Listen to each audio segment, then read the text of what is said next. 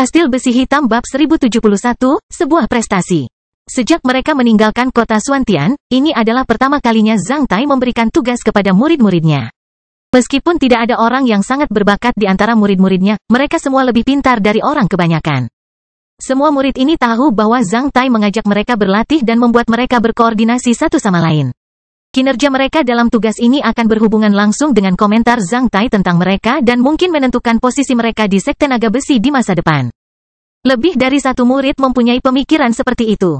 Sebenarnya, semua murid pertapa naga besi sangat aktif di depan Zhang Tai. Setelah menerima perintah Zhang Tai, semua muridnya mulai bergerak cepat sambil mengertakkan gigi, termasuk murid perempuan yang muntah-muntah begitu parah saat melihat mayat-mayat itu hingga wajah mereka bahkan menjadi pucat. Di antara murid-murid Zhang Tai, 53 di antaranya adalah petarung LV9. Jika dibagi menjadi 3 tim, 2 tim masing-masing beranggotakan 18 orang dan 1 tim beranggotakan 17 orang. Dengan pengaturan Liu Xing, 53 orang segera dibagi menjadi 3 tim dan meninggalkan desa kecil di 3 arah secepat mungkin untuk mencari sosok berdarah hidup. Murid-murid yang lain mulai memadamkan api dan menangani mayat-mayat di desa. Zhang Tai baru saja menyaksikan murid-muridnya melakukan semua ini. Berdiri di sisi Zhang Tai, Su Yian memandang Zhang Tai dan murid-murid Zhang Tai yang sedang sibuk melakukan pekerjaan mereka ketika matanya berkedip. Di mana kota terdekat? Zhang Tai bertanya pada Su Yian. Kota besar terdekat adalah kota Xingyu yang berjarak lebih dari 250 mil. Kota Xingyu adalah kota kelas A di mana pasukan besar ditempatkan.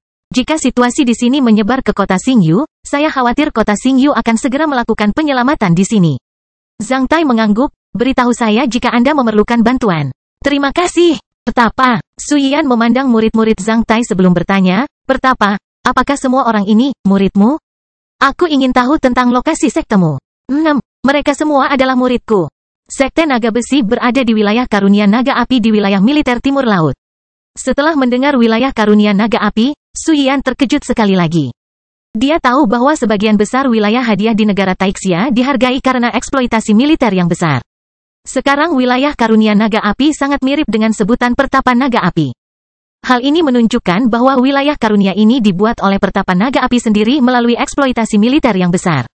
Jika dia tidak memiliki bakat yang hebat, bagaimana mungkin Pertapa Naga Api memiliki wilayah hadiah yang begitu luas?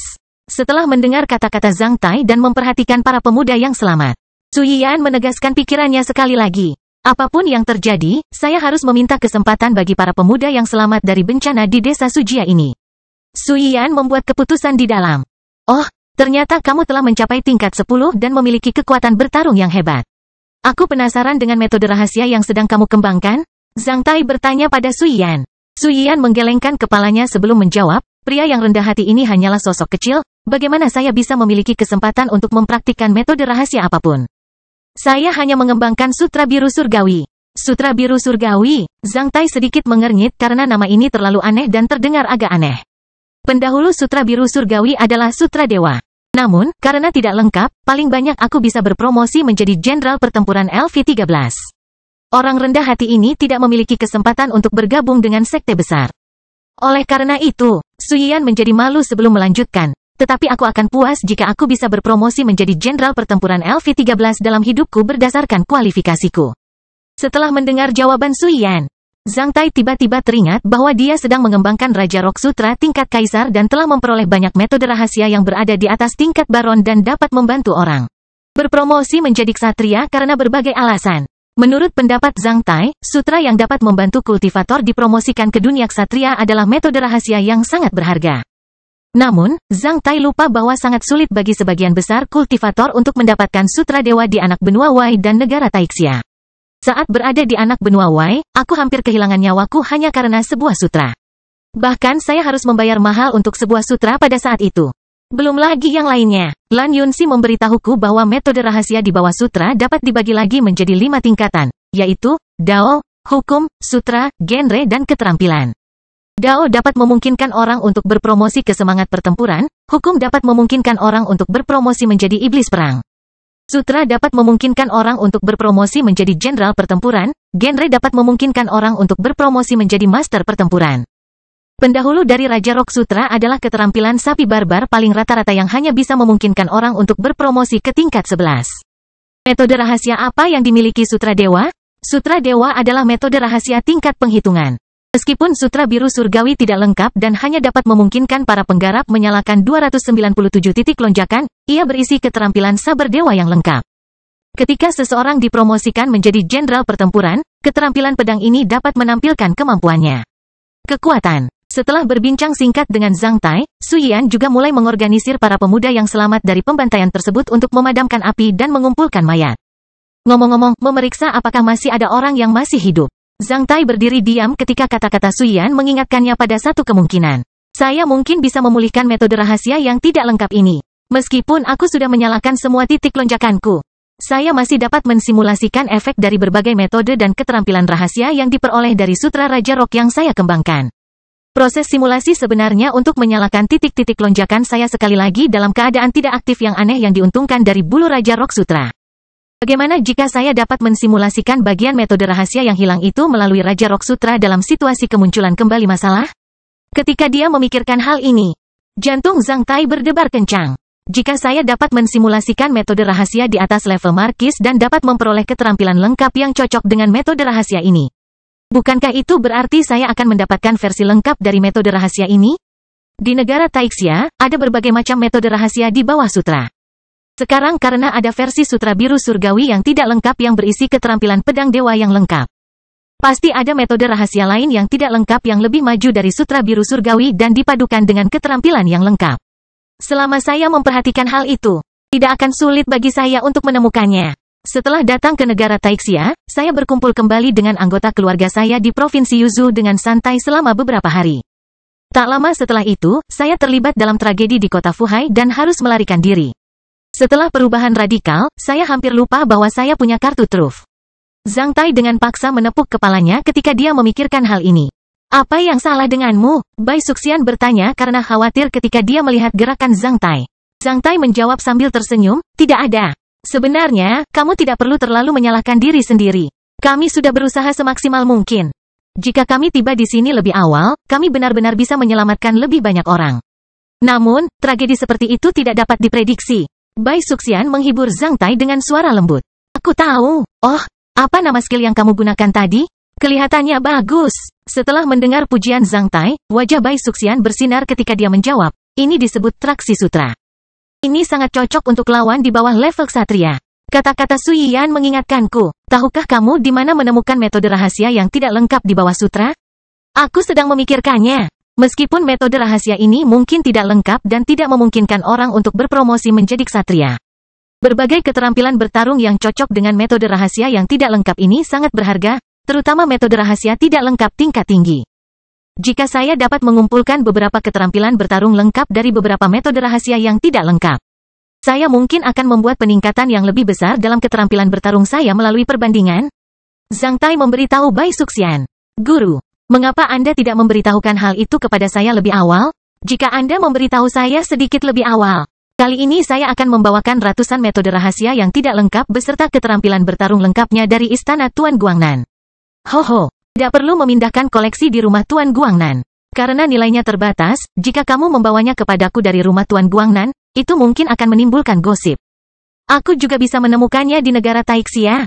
Bai Suxian memutar matanya yang indah sebelum berkata, Guru, jika Anda menginginkan barang-barang ini, Anda dapat menemukannya di pasar swasta yang dibuka oleh 7 sekte teratas di negara Taixia.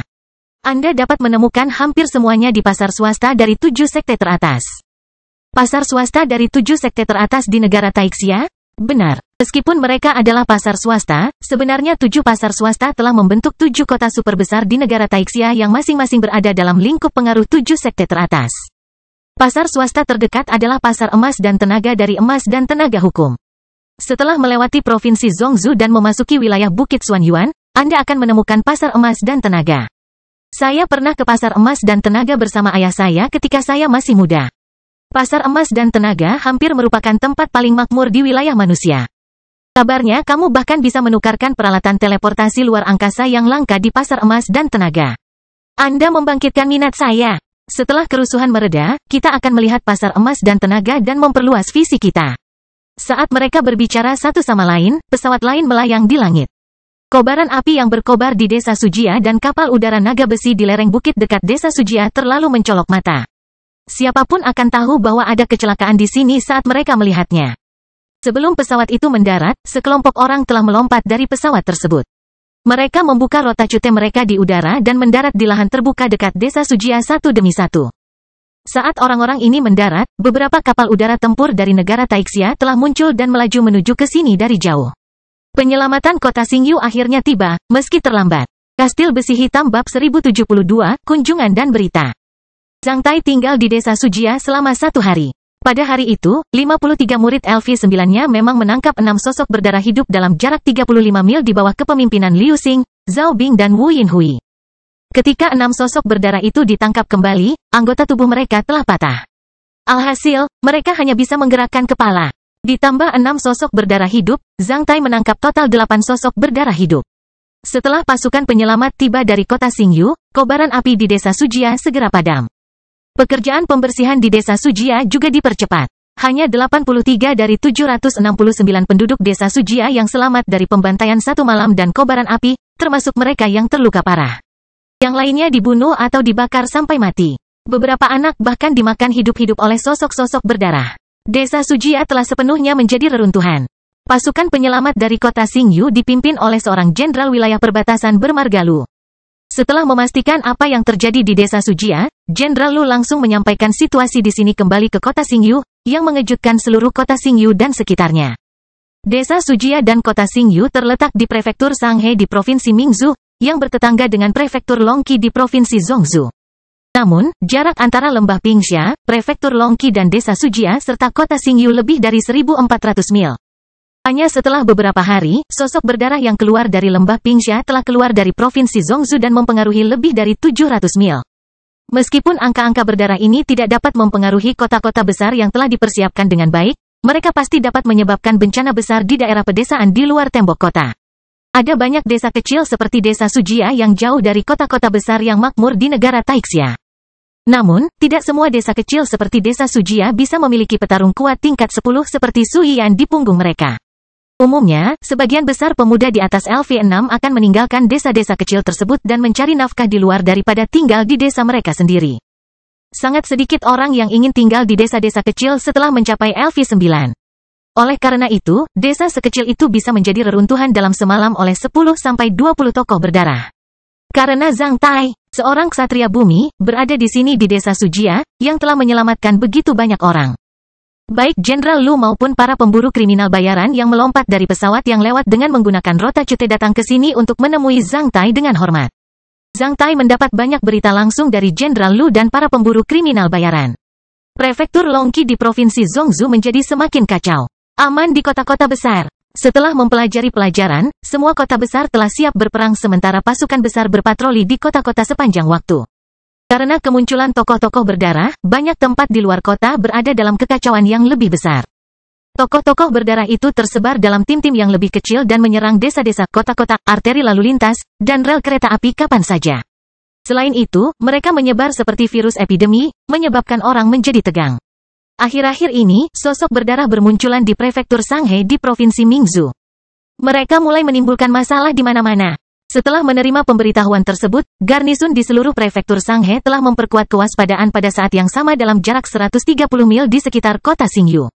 Itu adalah upaya maksimal yang bisa dilakukan kota Xingyu.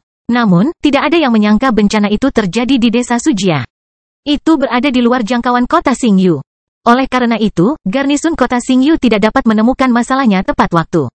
Mereka tidak mengirimkan pasukan penyelamat ke desa Sujia sampai mereka menerima pesan yang dikirim dari pesawat yang melewati kota Xingyu.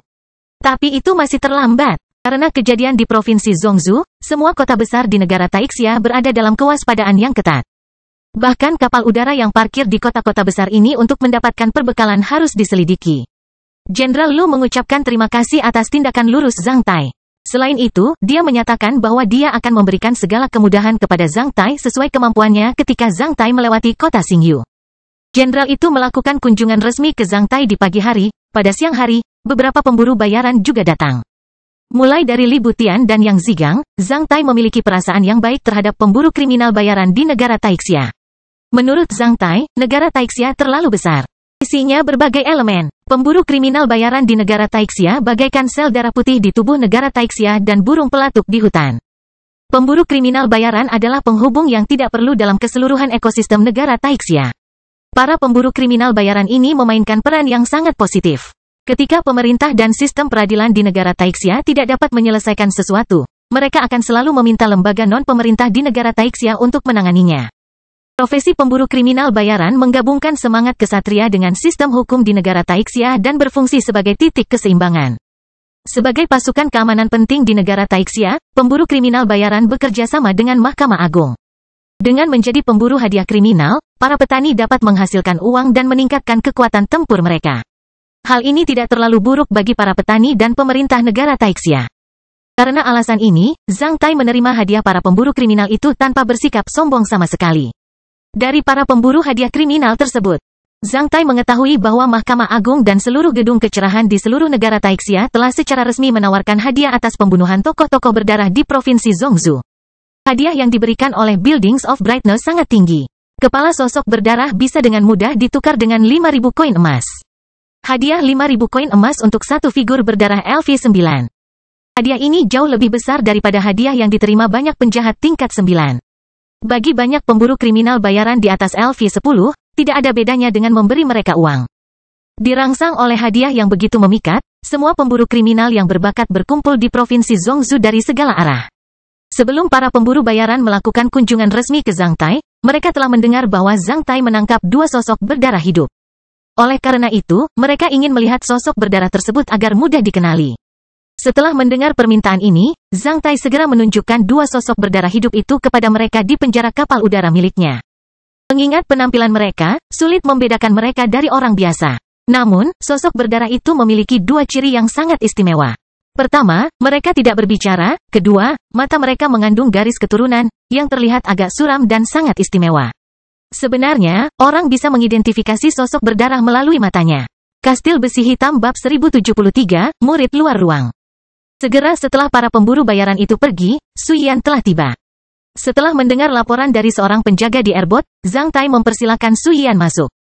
Setelah bertemu Zhang Tai sekali lagi, Su Yian segera berlutut di depan Zhang Tai seperti gunung dan pilar yang runtuh. "Ah, apa yang sedang kamu lakukan? Cepatlah!" Berdiri Zhang Tai tertegun dan buru-buru mengangkat Su Yian. Meskipun Su Yian bertubuh tegap dan tinggi, dia masih satu kepala lebih rendah dari Cui Li.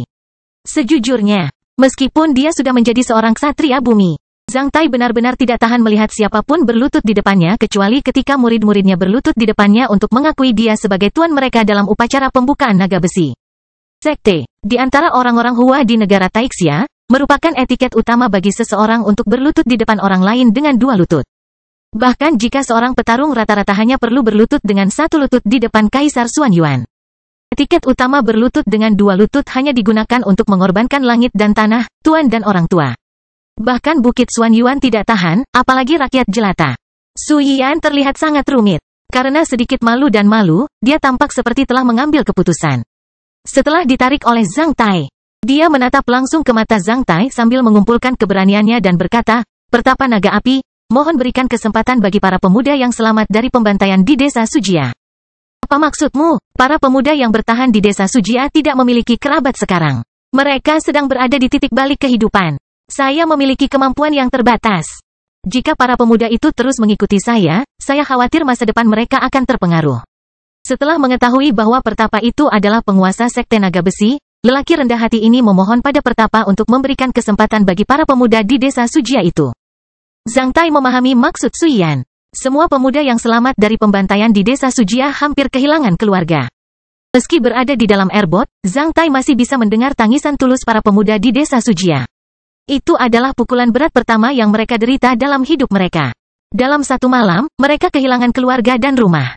Mengingat situasi saat ini di desa Sujia, meskipun segala sesuatu di sini telah ditangani, tidak ada seorang pun yang ingin tinggal di sini lagi. Setelah bencana seperti itu, meskipun di bawah kepemimpinan Su Yian, para pemuda ini akan menjalani kehidupan yang sangat sulit di masa depan. Negara Taixia terlalu besar. Apa yang bisa dilakukan oleh petarung kuat LV10 terhadap sekelompok pemuda? Ketika orang-orang ini sangat putus asa, mereka bertemu Zhang Tai. Su Yian langsung menemukan harapan. Para pemuda itu berada dalam kesedihan yang mendalam. Mereka belum memikirkan masa depan mereka. Mereka juga tidak tahu apa maksud dari penampilan Zhang Tai. Namun, ketika Su Yian telah melihat dunia, dia harus memanfaatkan kesempatan yang dapat mengubah nasib para pemuda di desa Sujia. Zhang Tai bertanya pada Su Yian dengan tenang, Apakah kamu ingin aku mendaftarkan mereka sebagai muridku? Aku tidak bermaksud menyinggungmu. Aku hanya memohon pada Pertapa untuk memberikan kesempatan pada mereka. Su Yian menjelaskan dengan sangat sopan. Meskipun murid-murid Zhang Tai 121 tidak memiliki kekuatan tempur yang besar, temperamen mereka sebagai murid dari klan besar tidak dapat ditutupi sama sekali. Tidak mudah bagi seorang ksatria besi hitam untuk mendaftarkan murid magang, apalagi seorang ksatria bumi. Sejujurnya, meskipun para pemuda di desa Sujia ini menyedihkan, mereka masih jauh dari mengakui seorang ksatria bumi sebagai tuan mereka dari segala aspek. Zhang Tai mengangguk dalam hati tentang cara berbicara yang sopan.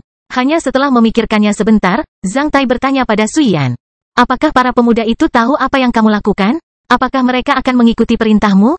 Sebagian besar orang di desa Sujia bermarga Su. Meskipun beberapa dari mereka tidak bermarga Su, mereka juga keponakan saya. Saya bisa menjadi setengah tuan mereka. Saya bisa menentukan urusan di desa Sujia? Su Yian segera menjadi bersemangat ketika matanya berkedip ketika dia menemukan bahwa Zhang Tai tidak menolaknya. Karena aku harus meninggalkan desa Sujia besok. Setelah aku pergi dari sini, kamu bisa menukarkan kepala sosok berdarah yang telah aku bunuh itu dengan koin emas di kota Xingyu. Setelah menangani urusan di desa Sujia, kamu bawa mereka ke Suantian Kota, Prefektur Naga Api, wilayah militer timur laut di mana kamu bisa bergabung dengan Sekte Naga Besi. Para pemuda di desa Sujia ini akan menjadi murid luarku. Kamu akan menjadi diakon luar dari Sekte Naga Besi dan membantuku menjaga mereka. Bagaimana tentang itu? Terima kasih, Guru. Su Yian segera mengubah sebutannya pada Zhang Tai. Jawaban Zhang Tai jauh lebih baik daripada yang bisa diantisipasi oleh Su Yian. Setelah menjadi murid luar dari Sekte Naga Besi, jika beberapa murid di desa Sujia bisa menjadi murid luar biasa di Sekte Naga Besi, mereka juga akan memiliki kesempatan untuk menjadi murid dalam ruangan dari Pertapa Naga Api. Jika para pemuda ini memiliki performa rata-rata, mereka bisa dengan mudah mengakar di wilayah karunia Naga Api atau wilayah militer timur laut dengan Sekte Naga Besi dan Pertapa Naga Api sebagai andalan mereka di masa depan. Adapun Su Yian sendiri, dia sangat yakin dengan kekuatan pertempuran dan moralitas Zhang Tai. Sekarang, karena seorang ksatria bumi bisa mengizinkannya menjadi diakon luar dari Sekte Naga Besi, tentu saja, Su Yian langsung menyetujuinya. Dia tahu bahwa banyak orang yang lebih berkualitas darinya. Di malam hari, Liu Xing dan anggota timnya membawa kembali beberapa sosok berdarah hidup. Api yang berkobar juga padam, tidak meninggalkan kilauan sama sekali. Setelah terjadi kebakaran besar, hampir tidak ada rumah yang utuh di desa Sujia. Tidak ada apapun selain reruntuhan yang gelap gulita di sini ketika seseorang melihat ke bawah dari langit. Pada siang hari, dengan bantuan pasukan penyelamat dari kota Xingyu, seluruh jenazah di desa Sujia telah dikumpulkan. Banyak mayat yang tidak teridentifikasi. Karena terlalu panas, mayat yang dikumpulkan tidak dapat disimpan terlalu lama, jika tidak, akan terjadi wabah penyakit. Atas saran Jenderal Lu, Su Yian membuat keputusan untuk menggali lubang besar di lereng bukit desa Sujia yang berjarak lebih dari 300 meter dari tempat menjemur biji-bijian dan menguburkan semua mayat penduduk desa di dalamnya. Sebelum membangun kuburan, setelah melakukan semua ini, Jenderal Lu meninggalkan desa Sujia dengan pesawat udara bersama pasukan penyelamatnya dari kota Xingyu. Apa yang terjadi di desa Sujia mengejutkan lingkungan sekitar. Banyak tempat berada dalam kewaspadaan ketat. Ketika Jenderal Lu berada di desa Sujia, dia telah menerima perintah dari atasannya. Tepat pada siang hari ini, sekelompok pedagang keliling di pinggiran negara Pingxian lebih dari 130 mil jauhnya dari kota Xingyu dirampok. Semua 40 orang tewas. Menurut analisis, tim lain yang terdiri dari sekitar 10 tokoh berdarah mungkin telah tiba di sana. Karena takut bahwa sosok berdarah lainnya akan muncul di dekat kota Xingyu, atasan meminta Jenderal Lu untuk mengepung dan memusnahkan mereka dengan pasukan penyelamatnya. 2 api unggun dinyalakan di lereng bukit di samping desa Sujia. Para pemuda yang selamat dari pembantaian ini dan murid-murid Zhang Tai sedang duduk di kedua sisi api unggun. Itu adalah kuburan desa Sujia di dekat api unggun. Gundukan kuburan awal di kuburan itu seperti bukit kecil. Nantinya, Su Yian akan memimpin para pemuda yang selamat dari pembantaian tersebut untuk menyelesaikan lebih lanjut pembangunan pemakaman ini. Setelah meninggalkan desa Sujia, Su Yian tidak tahu kapan dia akan kembali. Oleh karena itu, kuburan ini harus kokoh dan berdiri di atas 100 tahun. Karena ini adalah pilar spiritual terakhir bagi para pemuda di desa Sujia untuk tetap hidup. Selain itu, harus ada upacara keagamaan untuk menenteramkan jiwa orang yang mendiang. Yang terluka perlu dirawat. Kerabat dan teman mereka di luar desa Sujia harus diperhatikan. Baru setelah menyelesaikan semua ini, Su Yian dan para pemuda itu bisa pergi ke wilayah karunia Naga Api untuk mencari Zhang Tai. Murid-murid Zhang Tai sedang duduk di satu sisi api unggun dan memanggang ubi.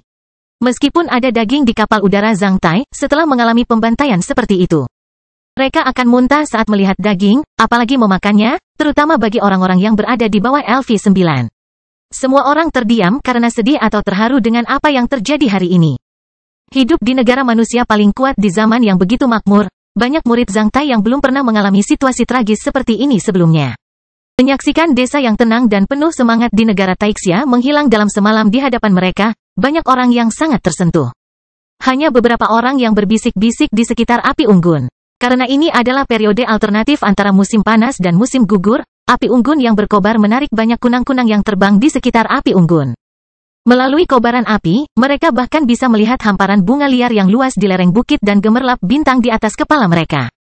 Meskipun pemandangannya indah, tidak ada yang merasa romantis sama sekali. Beberapa pemuda di desa Sujia bahkan menangis. Pada kesempatan ini, bahkan Liu Xing dan murid Zhang Tai lainnya terdiam. Ubi jalar panggang hampir matang dengan aroma manis yang khas menyebar di sekitarnya. Liu Xing bergerak maju dan memainkannya dengan ranting sebelum berkata, ubi panggang yang paling banyak hampir matang, adik magang, kamu bisa memakannya dulu. Liu Xing memang memenuhi syarat untuk menjadi murid pertama Zhang Tai. Terutama setelah menyelesaikan tugas hari ini dengan pengalaman di alam elemen tanah dengan mengorbankan darah dan air mata serta nalurinya. Penampilan Liu Xing telah mendapat persetujuan dari banyak orang di antara murid-murid Zhang Tai. Posisinya sebagai murid pertama pertapa naga api juga dikonsolidasikan. Setelah mengatakan itu, Liu Xing melihat Zhang Tai dan Bai Suxian berjalan ke arahnya, diikuti oleh pengawal Bai Suxian. Para pengawal itu sedang memegang sesuatu. Kedua pengawal di akhir tim bahkan mengangkat dua sosok berdarah yang sudah lumpuh. Saat angin bertiup, Liu Xing segera mengendus bau darah dari barang-barang di tangan pengawal di belakang Zhang Tai. Kastil Besi Hitam Bab 1074, Pelajaran Pertama. Saat menyaksikan Zhang Tai datang ke sini, semua muridnya segera berdiri dan membungkuk ke arahnya sambil berkata serempak, Tuan, termasuk para pemuda yang selamat dari pembantaian di desa Sujia. Zhang Tai mengangguk ke arah mereka semua. Zhang Tai menyuruh orang membawakan beberapa daging sapi yang disimpan di gudang es di kapal udaranya dan dua sosok cacat berdarah. Daging sapi itu beratnya sekitar 200 kg. Karena Zhang Tai baru saja menyuruh orang menyimpan daging sapi ini di gudang es sebelum kapal udara berangkat, maka daging tersebut masih segar sekarang. Saat mereka membuka kotak yang tersegel ini, daging sapi segar itu mengeluarkan bau darah. Demi menjaga kesegaran rasa daging sapi tersebut, setelah daging sapi tersebut disembelih, dagingnya langsung disegel bahkan dengan darah. Selain api unggun, saat orang-orang yang ikut mengumpulkan mayat di siang hari mencium bau darah, wajah mereka menjadi sedikit pucat. Sejak Zhang Tai menerima buah penebusan pertama, dia menyadari betapa berharganya nyawa yang terlihat sepele itu. Sejak saat itu, dia jarang makan daging, kecuali kali ini. Zhang Tai mengangguk dalam diam sambil melambaikan tangannya. Setelah melihat gerakan Zhang Tai, para pengawal di belakang Zhang Tai menaruh semua daging segar ke dalam nampan satu demi satu. Seorang pengawal bahkan membawa beberapa garpu dan pisau profesional yang digunakan untuk memakan daging panggang. Di sisi lain, beberapa pengawal membuka dua meja operasi logam yang khusus untuk operasi lapangan. Mereka memperbaiki anggota badan, pinggang, leher dan kepala dari dua sosok cacat berdarah di meja operasi logam, menyebabkan suasana di samping api unggun menjadi aneh.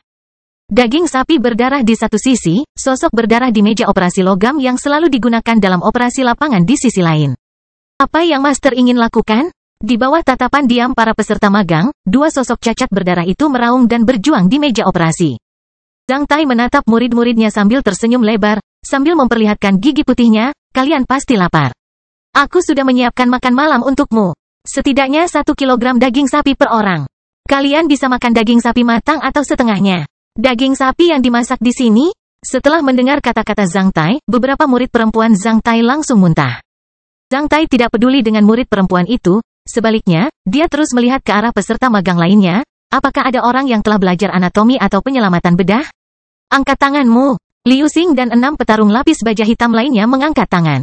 Di antara peserta magang lainnya, lebih dari 10 orang juga mengangkat tangan, termasuk Zhu Dabiao. Tampaknya mereka yang berasal dari marga besar yang memiliki gubernur provinsi memang bisa menerima pendidikan yang lebih baik. Bagus, kamu bertanggung jawab untuk membedah dua sosok berdarah itu. Karena kita semua ada di sini. Kamu akan membuat analisis keseluruhan dari dua sosok berdarah itu dari kepala hingga kaki mereka dan memberitahu yang lain tentang perbedaan fisiologis antara kedua sosok berdarah itu. Tokoh dan rakyat jelata. Liu Xing, kalian 7 sajalah yang menyingkir untuk mengajari mereka cara melakukan itu. Kata-kata Zhang Tai sama berpengaruhnya dengan dekrit kekaisaran bagi 121 murid Sekte Naga Besi. Setelah mengucapkan kata-kata ini, Zhang Tai dan Bai Suxian duduk di samping api unggun dan mulai memanggang 2 potong daging sapi dengan garpu besi. Liu Xing dan yang lainnya yang mengangkat tangan tidak berani membuang waktu, mereka segera memulai otopsi. Saat menyaksikan Zhang Tai memanggang daging sapi, semua orang mulai memanggang daging sapi dengan garpu besi secara sadar, meskipun beberapa di antara mereka terlihat pucat dan muntah-muntah. Zhang Tai mengatakan masing-masing dari mereka harus makan setidaknya 1 kilogram daging sapi.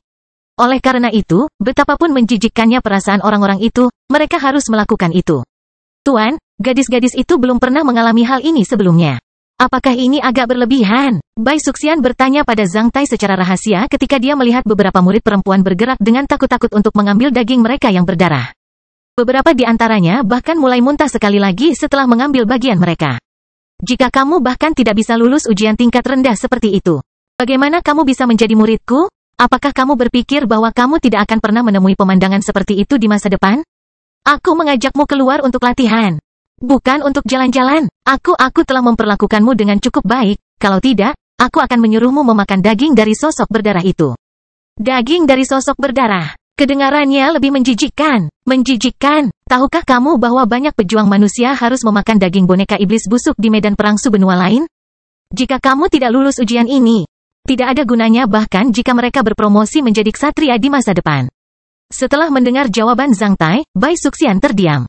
Zhang Tai tidak melebih-lebihkan. Apa yang digambarkannya memang terjadi di teater operasi Selne. Zhang Tai bahkan menyaksikannya. Bagaimana para pejuang manusia itu bisa bertahan dari tumpukan mayat berdarah di dataran Selne? Bagaimana manusia yang ditangkap itu bisa hidup di gua bawah tanah hutan Mistimun yang seperti neraka? Kedua sosok berdarah itu sangat berharga. Karena mereka masih hidup, buka tengkorak mereka dengan gergaji terlebih dahulu dan amati perbedaan antara otak mereka dan otak manusia. Banyak manusia yang di iblis memiliki cacing boneka di otak mereka. Sebaiknya Anda memeriksa apakah ada hal seperti itu ada di otak mereka. Setelah membedah kepala mereka, membedah organ mereka satu demi satu, Zhang Tai menyuruh murid-muridnya untuk memulai dari kepala ketika dia melihat mereka mengambil berbagai alat dan bersiap untuk otopsi. Kedua meja operasi logam tersebut disesuaikan dengan seluruh rangkaian peralatan bedah. Saat Zhang Tai menyelesaikan kata-katanya, seseorang telah mengambil gergaji tulang dan mulai melihat tengkorak kedua sosok berdarah itu pada saat yang bersamaan. Meski kedua sosok berlumuran darah itu tertancap di meja operasi logam, mereka belum menjalani anestesi. Bersamaan dengan raungan sosok-sosok berdarah itu terdengar suara gesekan antara gergaji tulang dan tengkorak mereka. Kulit kepala mereka langsung dipotong dengan gergaji, dan darah langsung muncrat, menyembur ke pakaian orang-orang di sekitar meja operasi. Saat kedua sosok berlumuran darah itu perlahan dibuka dengan gergaji dan disemprotkan darah ke segala arah, daging sapi tersebut mulai mengeluarkan aroma. Selama proses ini, kedua sosok berdarah itu tidak mati. Mereka hanya berjuang dengan sia-sia di meja operasi logam. Sebagian besar murid Zhang Tai menjadi pucat. Mungkin ini pertama kalinya bagi kedua peserta magang melihat tengkorak sosok berdarah saat tangan mereka menggigil. Liu Xing dan para pejuang lapis baja hitam lainnya sedang menginstruksikan mereka di satu sisi. Kamu tidak boleh memotong tengkoraknya secara langsung karena takut melukai otak sosok yang berdarah itu. Sebaliknya, Anda akan melihatnya secara perlahan di sekitar tengkorak. Tak satu pun dari murid Zhang Tai yang pernah membedah sosok berdarah hidup yang tampak seperti manusia sebelumnya. Oleh karena itu, mereka semua sangat intens sepanjang proses. Seorang peserta magang langsung memotong telinga sosok yang berdarah ketika dia memutari tengkorak itu dengan gergaji, menyebabkan sosok yang berdarah itu menjerit lebih sedih. Biarkan aku mencobanya. Zhu Dabiao mengertakkan giginya dengan mata berdarah saat dia menyingsingkan lengan bajunya dan mengambil gergaji itu dari murid magang yang secara tidak sengaja memotong telinga sosok berdarah itu. Dia menekan kepala sosok berdarah yang dimutilasi itu dengan satu tangan dan mulai mencobanya. Pada awalnya, tangan Zhu Dabiao gemetar, namun, setelah mencobanya beberapa kali, orang ini menjadi stabil secara mental dan fisik. Zhang Tai melirik Zhu Dabiao. Meski orang ini selalu terlihat lesu, dia memang sedikit kejam di saat kritis. Menyaksikan adegan ini, para pemuda yang selamat dari pembantaian di desa Sujia dan Suian terdiam. Terutama para mantan yang baru saja menyaksikan semua ini dengan tatapan tercengang karena mereka merasa gambaran pertapa naga api menjadi sedikit menakutkan untuk pertama kalinya. Baru sekarang Suian memberitahu para pemuda ini bahwa mereka akan bergabung dengan sekte naga besi di masa depan. Oleh karena itu, para pemuda itu tidak mengetahui bahwa nasib mereka di masa depan berkaitan erat dengan Zhang Tai untuk saat ini. Karena Suian mempunyai pengalaman serupa di pasukannya, maka dia sudah menebak tujuan Zhang Tai. Meski begitu, Suian masih belum membayangkan bahwa Zhang Tai bisa langsung membedah dua sosok berdarah hidup-hidup. Setelah melihat pemuda di sisinya yang wajahnya menjadi pucat, Su Yian segera mengambil keputusan. Ia langsung menghampiri Zhang Tai dan bertanya, "Pertapa, apakah kamu masih punya daging sapi lagi di kapal udaramu?" Zhang Tai melirik Su Yian sebelum berkata, "Apakah kamu juga menginginkannya?" "Kami juga membutuhkannya," Su Yian berkata dengan tegas. "Besar," Zhang Tai berkata kepada pengawal di sisi Bai Suxian, "Beri mereka 100 kilogram daging sapi." Setelah menerima perintah, pengawal itu pergi. Setelah beberapa saat, dia membawa daging sapi beserta garpu dan pisaunya dan memberikannya kepada Su Yian. Su Yian memperhatikan para pemuda bermata merah itu sambil berkata dengan marah, "Kami juga akan makan daging sapi.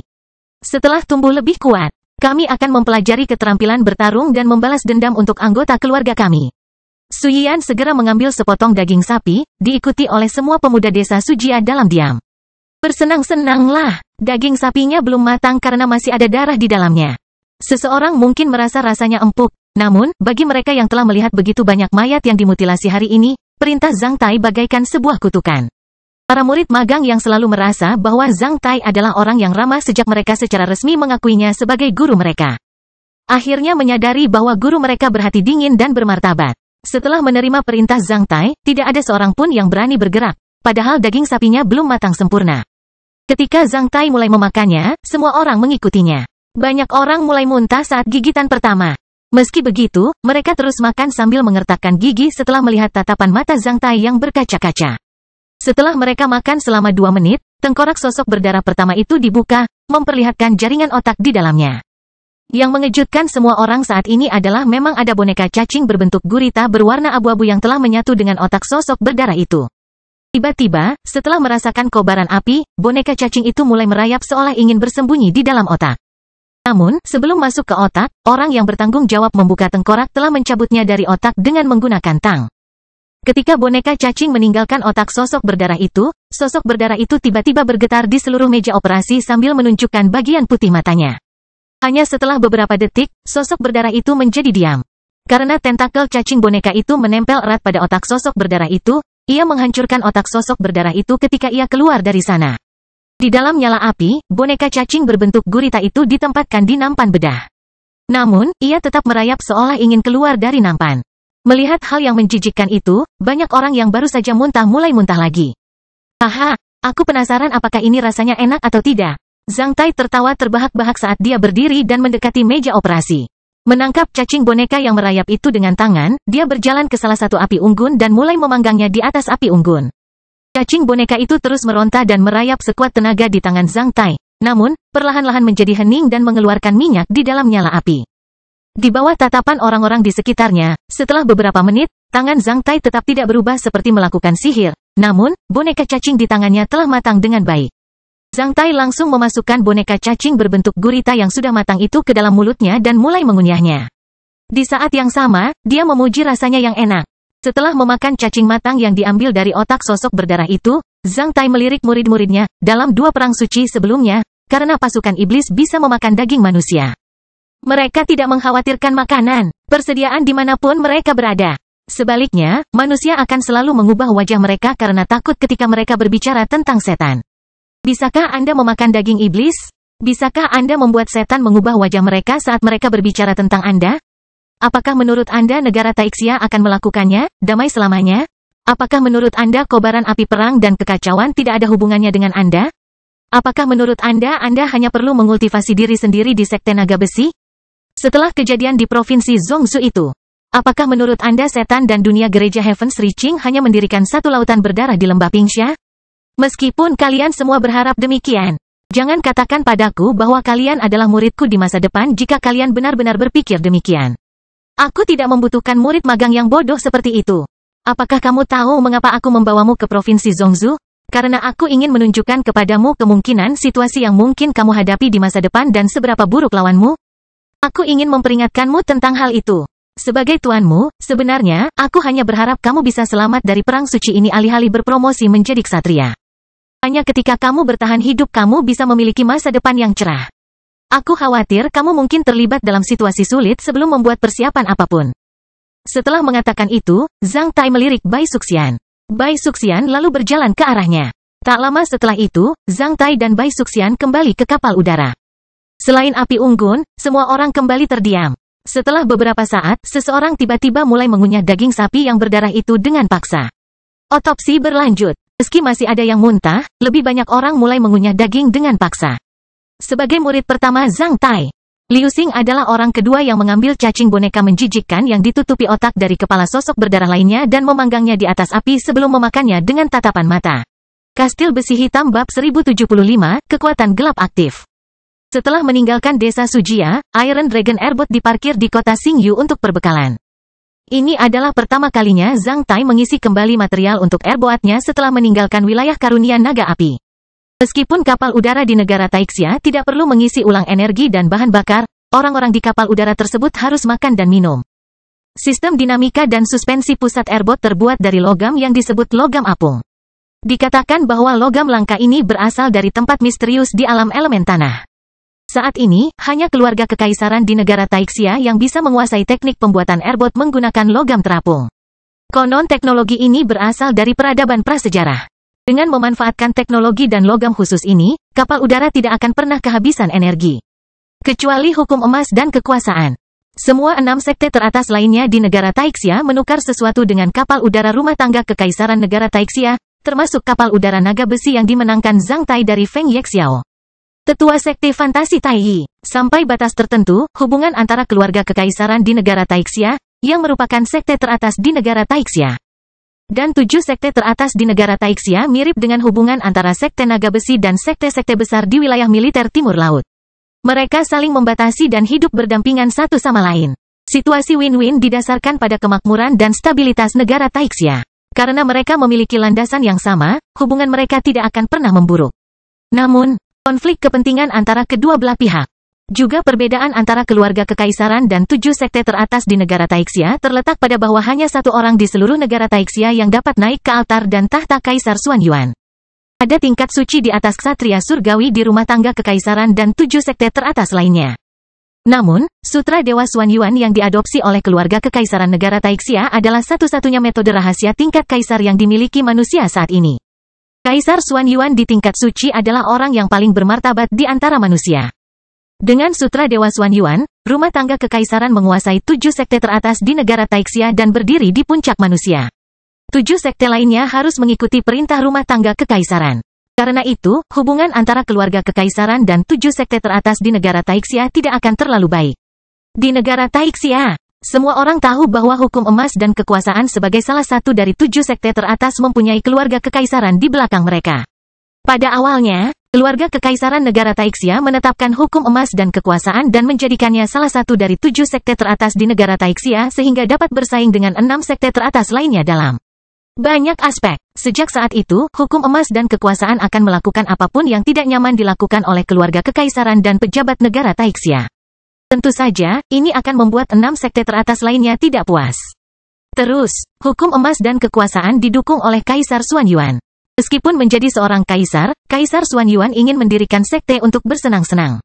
Meskipun demikian, Kaisar Xuanyuan telah hilang selama bertahun-tahun. Perang suci semakin sengit. Situasi di dalam negeri Taixia menjadi semakin tidak stabil. Bahkan 6 sekte teratas sangat ingin mengambil tindakan. Sebelum kejadian di Provinsi Zhongzhou, kekuatan gelap di negara Taixia telah aktif. Setelah bencana yang mirip dengan bencana yang disebabkan oleh pecahnya boneka-boneka setan di Provinsi Zhongzhou, daerah pedalaman negara Taixia, situasi di negara Taixia menjadi lebih rumit dan mungkin akan semakin intensif. Bai Suxian memberitahu Zhang Tai. Setelah satu malam berdiri, kedua orang itu berbaring di tempat tidur dan memandangi bintang-bintang di atas kubah kristal. Pada saat yang sama, mereka berbicara tentang situasi yang dihadapi negara Taixia saat ini. Karena Bai Suxian dilahirkan dan dibesarkan di kediaman Tuan Guangnan. Setelah kembali ke kediaman Tuan Guangnan dan bertemu ayahnya, Tuan Guangnan, dia tahu lebih baik daripada orang biasa tentang situasi yang dihadapi negara Taixia saat ini. Dengan adanya wanita ini di sisinya, Zhang Tai merasa memiliki satu lagi penasihat yang mengetahui informasi intelijen terbaik tentang negara Taixia. Apakah para bajingan tua di atas tingkat ksatria surgawi di antara 7 sekte teratas itu akan menyerang Bukit Xuanyuan? Zhang Tai bertanya pada Bai Suxian. Mungkin, tapi rakyat jelata tidak bisa membuat spekulasi tentang metode dan waktu tindakan mereka. Meskipun ayahku telah membuat penilaian seperti itu, dia tidak bisa memastikan apa yang akan dilakukan oleh para bajingan tua itu. Lagi pula, jika negara Taixia sedang kacau saat ini, tidak ada satupun dari 7 sekte teratas yang akan mendapatkan keuntungan dari hal ini. Namun, tidak mungkin bagi mereka untuk mengabaikan situasi yang dihadapi negara Taixia dan Bukit Xuanyuan saat ini. Jika mereka tidak melakukan sesuatu, mereka akan merasa kehilangan kesempatan terbaik. Jika mereka melakukannya secara berlebihan, 7 sekte teratas harus memikirkan cara menjelaskannya kepada Kaisar Xuanyuan jika dia tiba-tiba kembali. Meskipun 7 sekte teratas sangat kuat setelah digabungkan satu sama lain, mereka tidak dapat melemahkan prestise Kaisar-Kaisar Xuanyuan pada orang Hua juga jika Bukit Xuanyuan benar-benar melawan 7 sekte teratas, di pihak manakah rumah Tuan Guangnan akan berdiri? Juga tidak. Oh, pangkat bangsawan dan wilayah hadiah Lord Guangnan diperoleh oleh para pendahulu klan Bai di Perang Suci sebelumnya melalui darah dan keringat, alih-alih dihadiahkan oleh siapapun. Oleh karena itu, istana Lord Guangnan tidak perlu mempertimbangkan milik orang lain. Suasana hati. Pada prinsipnya, rumah Tuan Guangnan harus berdiri di sisi Bukit Xuanyuan. Namun, situasi saat ini adalah Kaisar Xuanyuan hilang. Bukit Xuanyuan telah kehilangan pemimpinnya. Selain itu, rubah Fangxingyi milik Gedung Qionglo, salah satu yang teratas 7 sekte di negara Taixia. Jika Bukit Xuanyuan melawan 7 sekte teratas di negara Taixia, ya saya mungkin akan tetap netral. Tetap netral. Setelah mendengar kata-kata Bai Suxian, jantung Zhang Tai berdebar kencang. Mengingat posisi Lord Guangnan, ayah dari Bai Suxian. Dia mungkin bukan orang pertama yang mengetahui berita bahwa Kaisar Xuanyuan hilang. Namun, dia jelas merupakan salah satu orang pertama yang mengetahui berita tersebut. Jika ayahnya memutuskan untuk tidur dengan Lady Bro Bai Suxian setelah menerima kabar bahwa Kaisar Xuanyuan hilang, itu akan menarik. Setelah Kaisar Xuanyuan menghilang, jika Lord Guangnan menikahi seorang wanita dari Gedung Qionglo, salah satu dari 7 sekte teratas di negara Taixia sebagai putrinya karena dia telah meramalkan kemungkinan konflik antara Bukit Xuanyuan dan 7 sekte teratas suatu hari nanti. Ia harus sangat perhatian. Ketika Zhang Tai mendengar bahwa Lord Guangnan menjadikan Lady Bro Bai Suxian sebagai ibu tirinya di alam elemen tanah, dia membenci Lord Guangnan karena dia merasa bahwa dia terlalu hambar. Sebagai seorang bangsawan, bagaimana dia bisa berselisih dengan putrinya hanya demi seorang wanita? Aneh sekali. Namun, setelah Zhang Tai mengetahui hubungan antara 7 sekte teratas dan Bukit Xuanyuan, kesannya terhadap Lord Guangnan segera berubah total. Lord Guangnan ini benar-benar pintar. Mungkin, Bai Suxian sudah menebak alasan ini. Oleh karena itu, dia baru saja meninggalkan rumah Tuan Guangnan dengan tegas dan langsung mengabaikannya. Apakah kata-kata yang kamu katakan pada Liu Xing itu nyata? Apakah kamu khawatir kejadian di Provinsi Zhongzhou akan terulang di tempat lain di negara Taixia? Bai Suxian bertanya karena khawatir. Zhang Tai menghela nafas, tidak diragukan lagi. Gereja Heaven's Reaching berada di balik sosok-sosok berdarah itu. Sekarang, Gereja Heaven's Reaching dapat membangun lautan berdarah di Provinsi Zhongzhou, salah satu dari 9 provinsi abadi di negara Taixia. Menurut Anda bahwa lebih sulit bagi mereka untuk membangun yang lain di tempat lain? Selain itu, sebelum bencana terjadi di Provinsi Zhongzhou, hanya sedikit orang yang mengetahui tentang Wen Haoyun di Lembah Pingsha, Prefektur Longqi, Provinsi Zhongzhou. Prefektur atau provinsi, dia tidak menjadi apa-apa. Kini Gereja Heaven's Reaching mengizinkan seorang ksatria besi hitam untuk mengelola lautan berdarah di bawah Lembah Pingsha, Provinsi Zhongzhou, itu berarti lautan berdarah ini tidak tergantikan. Lembah Pingsha hanyalah basis dari Heaven's Reaching Gereja. Itu sama sekali bukan wilayah inti dari gereja yang mencapai surga, jika tidak. Gereja yang mencapai surga tidak akan merasa cukup dengan menugaskan seorang ksatria bumi untuk menjaga di sini, apalagi seorang ksatria besi hitam. Jangan lupa bahwa iblis dan gereja yang mencapai surga telah menyembunyikan banyak tokoh dikdaya tingkat ksatria di negeri Taixia. Monster tua Qi yang kutemui di alam elemen tanah adalah salah satunya. Ketiga, berita bahwa Kaisar Xuanyuan hilang telah dirilis oleh para iblis di medan perang alam elemen tanah. Saat berita ini dirilis, berita itu segera menyebar ke umat manusia. Para iblis pasti punya alasan untuk merilis berita ini pada saat itu. Setelah mengetahui bahwa Kaisar Xuanyuan hilang, seluruh negara Taixia terkejut sementara kekuatan gelap mulai aktif. Saat itu, sosok-sosok berdarah yang dibesarkan di laut berdarah di bawah tanah Lembah Pingsha hampir menjadi dewasa. Jika bukan celah di Lembah Pingsha selain itu, sosok-sosok berdarah ini mungkin masih berada di lautan berdarah. Meskipun mereka sudah dewasa, mereka juga bisa bergerak secara diam-diam dan tidak ada orang lain yang mengetahuinya. Tidakkah kamu menemukan hubungan antara kedua peristiwa tersebut? Waktu ketika iblis merilis berita bahwa Kaisar Xuanyuan hilang konsisten dengan waktu ketika sosok berdarah di lautan berdarah menjadi dewasa. Bai Suxian langsung memahaminya. Tentu saja ini bukan suatu kebetulan, melainkan bagian dari serangkaian rencana jahat melawan negara Taixia dan orang-orang Hua. Sosok-sosok berdarah yang dibesarkan di bawah tanah Lembah Pingsha hanyalah petarung LV9. Bahkan jika ada 100.000 lebih petarung LV9, itu bukanlah sebuah kebetulan.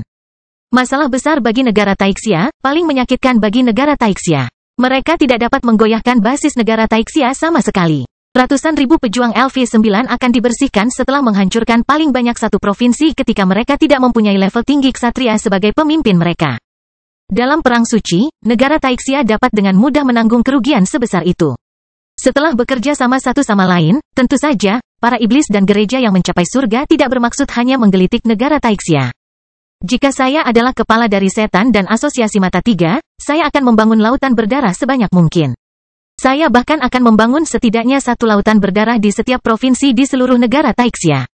Pada saat itu, dengan bantuan dari pembangkit tenaga listrik tingkat ksatria dari gereja Heaven's Reaching, setiap provinsi akan dijarah oleh tokoh-tokoh berdarah, hanya menyisakan reruntuhan.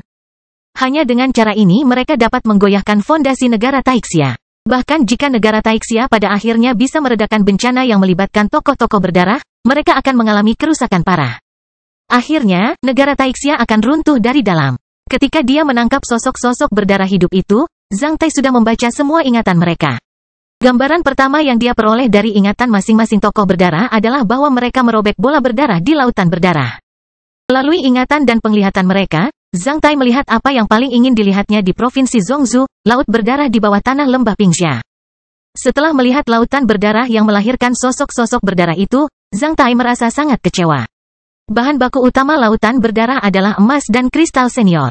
Emas dan kristal senior mungkin berharga bagi rakyat jelata, namun, itu tidak ada bedanya dengan batangan baja dan semen biasa bagi orang yang bisa membuat lautan berdarah.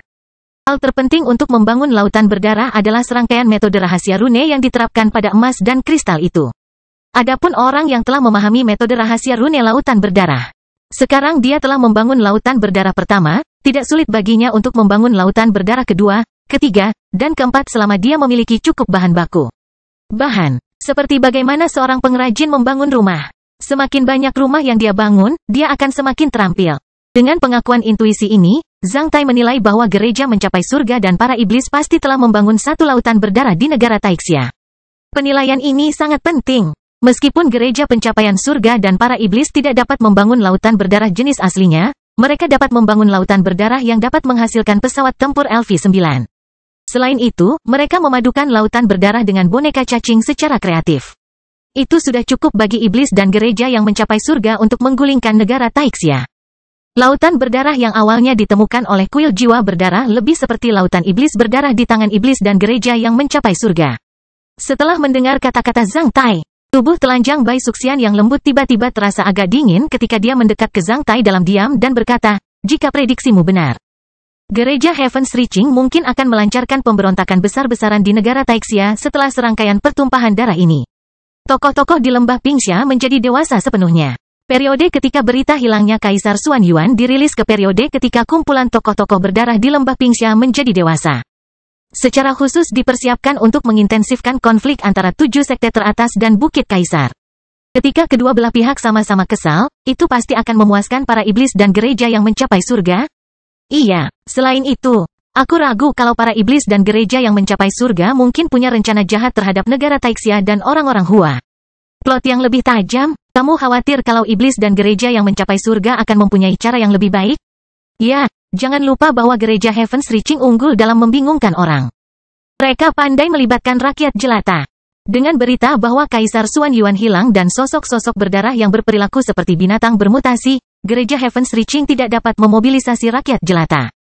Hanya ketika rakyat jelata kehilangan kesadarannya barulah seluruh dunia menjadi kacau balau. Itulah yang paling diinginkan oleh para iblis dan gereja yang mencapai surga. Selain itu, aku ragu gereja yang mencapai surga dan para iblis mempunyai tikus tanah di negara Taixia. Dia mungkin akan bersembunyi di Bukit Xuan Yuan sebagai seorang kanselir tertinggi. Dengan perlindungan dan bantuan tikus tanah ini, gereja Heaven's Reaching dapat secara diam-diam membangun lautan berdarah satu demi satu di seluruh negara Taixia. Bai Suxian menghela nafas pelan sebelum berkata, "Setelah mendengar kata-katamu, aku tidak tahu apakah negara Taixia dapat mengatasi perang suci ini. Bahkan jika kita dapat mengatasi perang suci ini, seberapa parah kerusakan yang akan terjadi pada negara kita. Jika Taixia benar-benar binasa suatu hari nanti, maukah kamu meninggalkanku sendiri? Jika memang ada hari itu, aku akan membawamu ke tempat di mana bahkan para iblis pun tidak dapat menemukan kita. Kita akan menjalani hidup kita sendiri dengan makan dan minum. Ketika kita merasa bosan, kita akan melahirkan bayi. Zhang Tai membiarkan menghela nafas juga.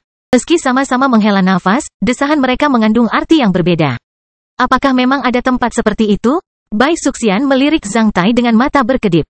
Percayalah, itu ada, Zhang Tai segera menjawab. Bai Suxian menjawab sambil tersenyum, bahkan jika kamu berbohong padaku untuk membuatku merasa lebih baik. Aku sudah puas dengan kata-katamu.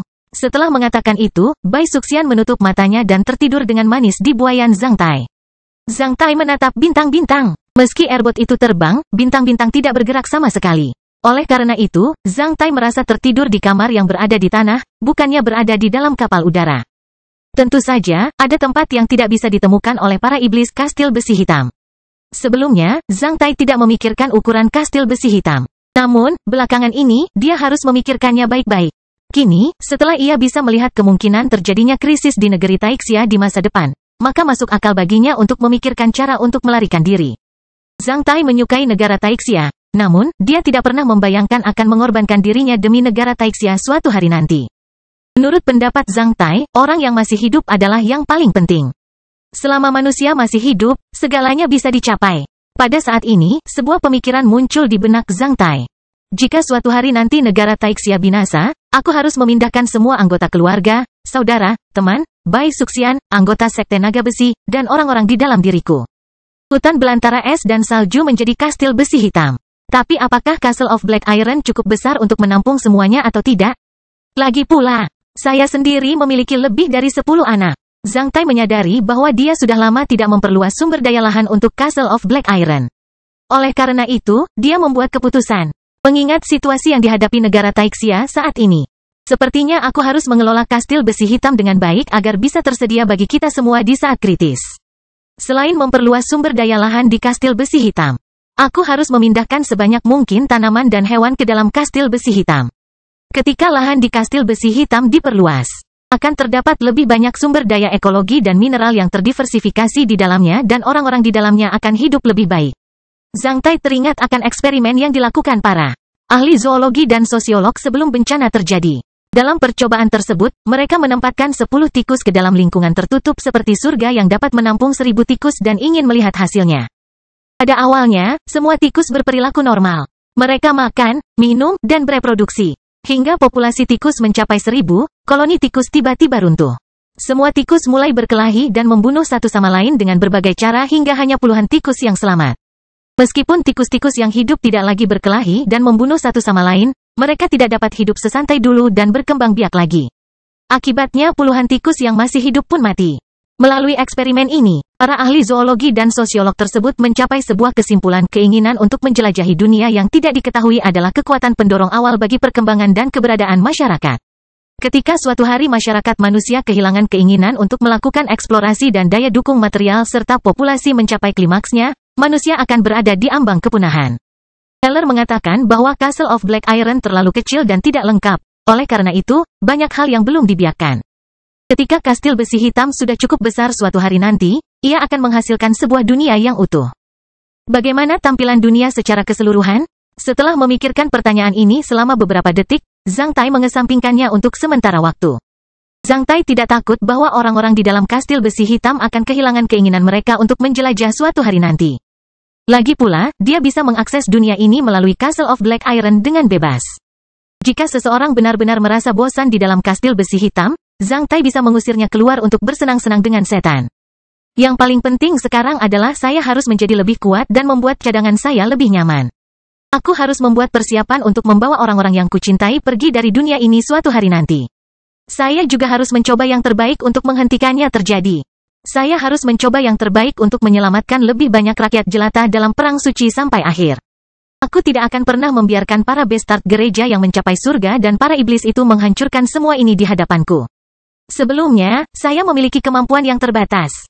Setelah berpromosi menjadi seorang ksatria bumi, dengan wilayah karunia naga api, sekte naga besi, dan kota Jinwu. Aku sebenarnya bisa melakukan banyak hal. Aku sudah merusak banyak rencana para iblis, asosiasi tiga mata, dan gereja yang mencapai surga. Mengapa tidak melanjutkannya? Kastil besi hitam bab 1076, Raja Rock mengepakkan sayapnya. Di dunia yang kacau, seseorang harus melakukan sesuatu yang tidak disukainya. Zhang Tai merasa dia agak disayangkan. Sebelumnya, ketika berada di anak benua Wei, ia selalu merasa bahwa negara Taixia adalah tempat yang aman. Bahkan dalam Perang Suci, negara Taixia juga akan menjadi tempat yang aman bagi manusia yang akan menjaga kesejahteraan selamanya.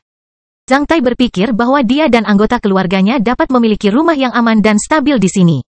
Bahkan sebelum datang ke negara Taixia, Zhang Tai punya ide yang agak gila pada saat kritis.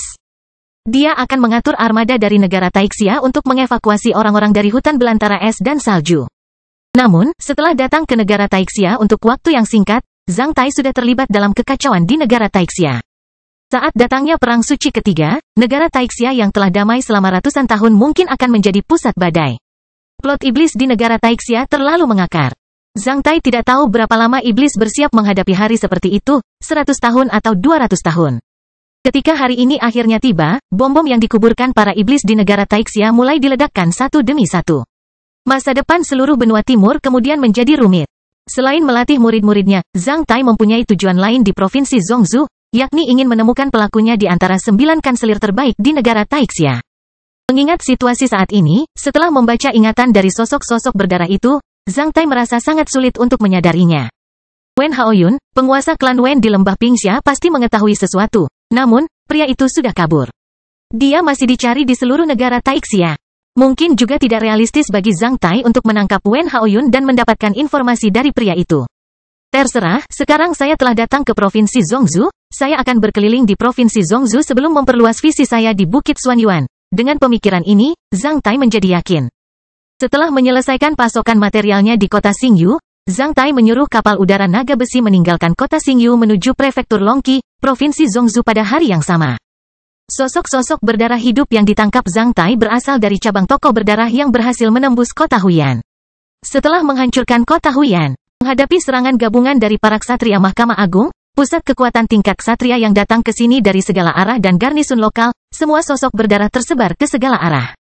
Mencakup lebih dari 700 mil, mereka menghancurkan satu prefektur dan terus-menerus dibagi menjadi tim-tim kecil untuk membuat masalah di mana-mana. Ketika tokoh-tokoh berdarah itu keluar dari kota Xingyu, total populasi mereka mencapai lebih dari 10.000. Kemudian, setelah diserang oleh para ksatria beberapa kali dalam perjalanan, pasukan tersebut mulai dibagi menjadi 5 resimen, yang masing-masing berisi lebih dari 2.000 orang. Menghadapi serangan terus-menerus, setiap resimen dibagi lagi menjadi 5 kamp, yang masing-masing berisi sekitar 400 sampai 500 orang. Beberapa hari yang lalu, kamp-kamp ini beberapa kali diserang oleh garnisun lokal di dekat perbatasan Provinsi Zhongzhou sebelum dipecah menjadi beberapa tim, yang masing-masing terdiri dari 40 sampai 50 anggota. Ketika sekelompok tokoh berdarah memasuki prefektur Sanghe, Provinsi Mingzhou, mereka hampir membunuh semua orang di desa Sujia. Meskipun tim yang terdiri dari tokoh-tokoh berdarah ini terbunuh, Zhang Tai telah mengingat rute perjalanan dari tokoh-tokoh berdarah tersebut, terutama arahan umum dari tokoh-tokoh berdarah setelah setiap serangan. Saat berada di kota Xingyu, Zhang Tai menggambar diagram rute pada peta aero di modul komando Iron Dragon Airboat setelah mempertimbangkannya. Berdasarkan peta rute Zhang Tai, Iron Dragon Airboat akan terbang dalam bentuk kurva ular, bukan garis lurus, dari kota Xingyu ke lembah Pingxia, prefektur Longqi, Provinsi Zhongzhou. Sebelumnya, kota Xingyu hanya berjarak 1.300 mil dari lembah Pingxia. Hanya membutuhkan waktu 2 jam menggunakan airboat untuk menyelesaikan jarak ini. Namun, menurut peta rute Zhang Tai, mereka perlu menghabiskan waktu hampir 1 bulan dari kota Xingyu ke lembah Pingxia. Pada peta rute baru, Zhang Tai mengubah airboat menjadi kamp militer yang bisa dipindahkan. Ia hanya bergerak 130 mil ke depan dalam sehari dengan kecepatan yang sangat lambat. Namun, 121 murid Zhang Tai dibagi menjadi 2 tim. Satu tim terdiri dari 60 orang, tim lainnya terdiri dari 61 orang. Mereka akan bergerak maju di darat sesuai dengan peta rute. Pada saat yang sama, mereka akan membunuh semua sosok berdarah yang mereka temui di jalan. Bai Suxian sedikit khawatir tentang hal ini. Apakah tidak apa-apa? Jangan khawatir. Total ada 53 petarung LV9 di 2 tim. Aku perkirakan mereka mungkin jarang bertemu dengan tim yang terdiri lebih dari 50 figur berdarah di perjalanan.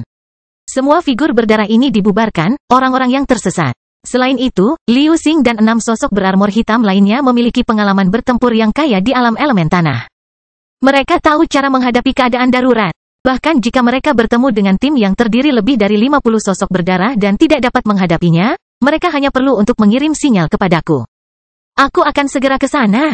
Murid-muridku berasal dari klan yang berbeda dan sangat berbeda satu sama lain dalam hal jenis kelamin, usia, dan latar belakang keluarga. Ini adalah kesempatan bagus bagi mereka untuk berkoordinasi satu sama lain, jika tidak, mereka hanyalah tumpukan pasir lepas. Bai Suxian memahaminya. Dengan melakukan ini, Zhang Tai bermaksud untuk melatih murid-muridnya dan membuat mereka berkoordinasi satu sama lain dengan lebih baik selain berburu sosok berdarah. Selain itu, ia bertujuan untuk membantu Liu Xing, murid magang pertamanya yang tidak memiliki latar belakang keluarga, untuk membangun prestise di antara murid-muridnya. Di antara murid-murid Zhang Tai, kelompok 7 pejuang lapis baja hitam yang diwakili oleh Liu Xing memiliki latar belakang keluarga termiskin. Sementara itu, mereka juga memiliki pengalaman pertempuran yang paling kaya. Rencana Zhang Tai mungkin akan sangat sulit bagi yang lain, namun, hal itu sangatlah mudah bagi 7 petarung lapis baja hitam yang pernah berlatih di alam elemen tanah. Jika Liu Xing bisa membangun gengsinya di antara murid-murid lain sebagai murid pertama Zhang Tai saat ini, kata-kata Liu Xing akan diikuti oleh murid-murid lain di masa depan. Bai Suxian tersenyum, kamu benar-benar telah menggunakan otakmu untuk muridmu. Zhang Tai juga menjawab sambil tersenyum, aku harus melakukannya. Setelah menjadi tuan mereka, aku harus bertanggung jawab atas mereka. Negara Taixia mungkin akan berada dalam masalah yang lebih besar di masa depan. Aku harus membuat mereka beradaptasi dengannya. Jika ada yang mereka benar-benar terluka atau terbunuh, itu takdir mereka. Mereka harus menanggungnya. Bahkan di 7 sekte teratas di negara Taixia, para ksatria tingkat ksatria itu mungkin juga terluka atau terbunuh ketika mereka menjalankan tugas. Plan mereka mengirim mereka ke Iron Sekte Naga tidak boleh menjadi playboy. Setelah memasuki Sekte Naga Besi, mereka harus memperlakukan diri mereka sebagai sepotong besi tak berharga tak peduli betapa bermartabatnya mereka di klan utama mereka. Zhang Tai telah membuat tekad yang kuat. Sebenarnya, dia berpikir lebih dari Bai Suxian. Karena 2 anggota termuda dan terlemah di antara 121 muridnya adalah keponakannya, Zhang Chengsu dan Zhang Chengs. Permintaan Zhang Tai jelas merupakan ujian yang berat dan berat bagi kedua orang tersebut. Mereka masing-masing berusia 12 tahun dan 11,5 tahun. Memang masih terlalu muda bagi mereka untuk ikut serta dalam aksi seperti itu. Namun, mereka tidak bisa menolaknya karena usia mereka. Zhang Chengsu dan Zhang Chengs bersaudara. Selain itu, mereka telah menyalakan titik lonjakan kuil dan 4 titik lonjakan di punggung mereka masing-masing. Mengingat kekuatan tempur mereka adalah prajurit tingkat 4. Ketika Zhang Tai seusia mereka, dia baru saja belajar cara memoles titik-titik lonjakan. Sebaliknya, Zhang Chengsu dan Zhang Chengs telah mempelajari keterampilan bertarung dari para master sejak masih sangat muda. Selain itu, keluarga Zhang tidak kekurangan sumber daya pelatihan. Oleh karena itu, kedua bersaudara ini menyalakan 5 titik api di usia yang begitu muda. Zhang Tai bahkan bisa membiarkan keponakannya ikut beraksi, belum lagi yang lain. Selama proses penyediaan material, Zhang Tai pergi ke gedung kecerahan di kota Xingyu. Di gedung kecerahan kota Xingyu, Zhang Tai memberikan tugas kepada semua pemburu bayaran kriminal di negara Taixia dengan identitas penguasa wilayah karunia naga api pembelian figur berdarah hidup. 10.000 koin emas untuk setiap angka berdarah. Lebih banyak lebih baik. Para penculik hanya perlu menukarkan angka-angka berdarah hidup dengan koin emas di wilayah militer timur laut. Hadiah dari Istana Kekaisaran adalah 5.000 koin emas untuk setiap angka berdarah. Namun, Zhang Tai membeli patung berdarah hidup dengan harga 2 kali lebih tinggi. Selain itu, semakin banyak, semakin baik. Sedangkan bagi para pemburu bayaran kriminal yang mengalir di Provinsi Zhongzhou, meskipun figur berdarah hidup agak rumit dan akan membutuhkan waktu untuk menyewa kapal udara untuk mengangkut figur berdarah hidup ke wilayah militer timur laut dengan biaya tertentu, harga beli Zhang Tai masih sangat menarik. Tentu saja, tidak ada gunanya melakukan perjalanan ke wilayah karunia naga api hanya demi hadiah satu sosok berdarah. Tapi jika mereka bisa menangkap banyak sosok berdarah hidup dan menyewa pesawat untuk mengangkut sosok berdarah hidup ini ke wilayah karunia naga api, itu akan sangat menguntungkan. Ketika kapal udara Zhang Tai meninggalkan kota Xingyu, berita bahwa Cui Li, penguasa wilayah karunia naga api, membeli patung berdarah hidup dengan harga 10.000 koin emas telah tersebar ke seluruh gedung kecerahan di seluruh provinsi Zhongzhou dan Mingzhou. Provinsi. Beberapa orang pintar telah mempertimbangkan bagaimana cara menghasilkan banyak uang dalam bisnis ini. Lebih dari 95% rakyat jelata di negara Taixia tidak dapat menghasilkan banyak uang sepanjang hidup mereka. Banyak organisasi komersial kecil dan kelompok bisnis bahkan tidak dapat memperoleh keuntungan sebanyak itu dalam 1 tahun. Semua orang tergila-gila dengan berita ini. Jika bukan acara di Provinsi Zhongzhou, di mana menemukan peluang bagus untuk menghasilkan banyak uang. Ketika Zhang Tai akan memberikan tugas di gedung kecerahan, Bai Suxian sedang berkultivasi secara diam-diam di ruang budidaya kapal udara. Oleh karena itu, Zhang Tai tidak memperhatikannya. Sampai Zhang Tai kembali, orang-orang di dalam airboat tersebut masih belum mengetahui bahwa Zhang Tai telah memberikan tugas seperti itu di gedung kecerahan. Setelah berpromosi menjadi seorang ksatria bumi, koin emas tidak ada artinya lagi bagi Zhang Tai. Koin emas hanyalah soal jumlah dan materi baginya. Zhang Tai juga paham betul mengenai daya beli 10.000 koin emas. Dia tahu bahwa harga pembeliannya bahkan lebih tinggi daripada harga yang ada di istana kekaisaran negara Taixia. Namun, meskipun 10.000 koin emas terlihat terlalu banyak saat ini, itu mungkin tidak berarti apa-apa di masa depan. Saya akan memberikan nasihat untuk diri saya sendiri di negara Taixia melalui acara di Provinsi Zhongzhou hanya dengan sedikit biaya. Zhang Tai percaya bahwa semua orang di negara Taixia akan mengenal Cui Li sang pertapa naga api dan sekte naga besi dalam waktu singkat. Jika dia ingin melakukan sesuatu yang besar dan membuat setan dan para bestard dari gereja yang mencapai surga merasa buruk, bagaimana mungkin dia tidak memiliki popularitas? Ketika kapal udara naga besi meninggalkan kota Xingyu, banyak tokoh besar dan penguasa klan besar telah menerima berita itu dari bawahan mereka Cui Li si pertapa naga api. Juga pemilik wilayah karunia naga api di wilayah militer timur laut sedang membeli patung berdarah hidup dengan harga tinggi. Lebih banyak lebih baik. Setelah mendengar berita ini, semua tokoh besar dan penguasa klan besar mengerutkan kening hampir pada saat yang bersamaan. Setelah itu, mereka mengirimkan dua pesanan yang sama. Pertama, cari tahu latar belakang pertapa naga api. Kedua, cari tahu untuk apa pertapa naga api menggunakan sosok-sosok berdarah hidup itu. Dalam badai yang akan datang yang mungkin melanda seluruh negara Taixia, Zhang Tai mulai mengepakkan sayapnya dengan paksa ke arah dinding besi yang menjulang di masa depan. Kastil Besi Hitam Bab 1077, Peran Guru. Mereka bergerak sangat lambat. Sebelum fajar menyingsing, kedua tim telah meninggalkan airboat dan mencari di sepanjang rute yang ditentukan Zhang Tai untuk mencari sosok berdarah tersebut. Setelah menemukan sosok berdarah, mereka akan segera membunuh mereka dan mengembalikan kepala mereka. Berdasarkan peta rute Zhang Tai, mereka hanya perlu bergerak sekitar 130 mil sehari. Mereka menghabiskan sebagian besar waktunya di alam liar dan tidak berpenghuni serta jauh dari kota. Terkadang, mereka perlu berjalan melewati gunung dan jurang. Meski punya peralatan, jalannya masih rumit, terutama karena mereka harus mencari di sekeliling untuk mencegah agar tidak digerebek oleh sosok-sosok berdarah. Setelah menemukan sosok berdarah, mereka harus membunuh mereka. Rute seperti itu merupakan tantangan berat bagi murid-murid Zhang Tai, yang level tertingginya hanyalah LV9. Oleh karena itu, meski berangkat pagi-pagi setiap hari, mereka selalu kembali ke tempat pendaratan airboat setelah malam tiba. Ketika mereka meninggalkan airboat, Zhang Tai hanya mengizinkan mereka membawa senjata, botol air kosong, lereng, dan suar untuk bertahan hidup. Mereka bahkan tidak bisa membawa obat-obatan. Dalam perjalanan pada siang hari, mereka harus mencari makan sendiri. Tentu saja, ketika mereka kembali ke airboat, mereka bisa makan apapun yang mereka mau dengan jumlah yang tidak terbatas.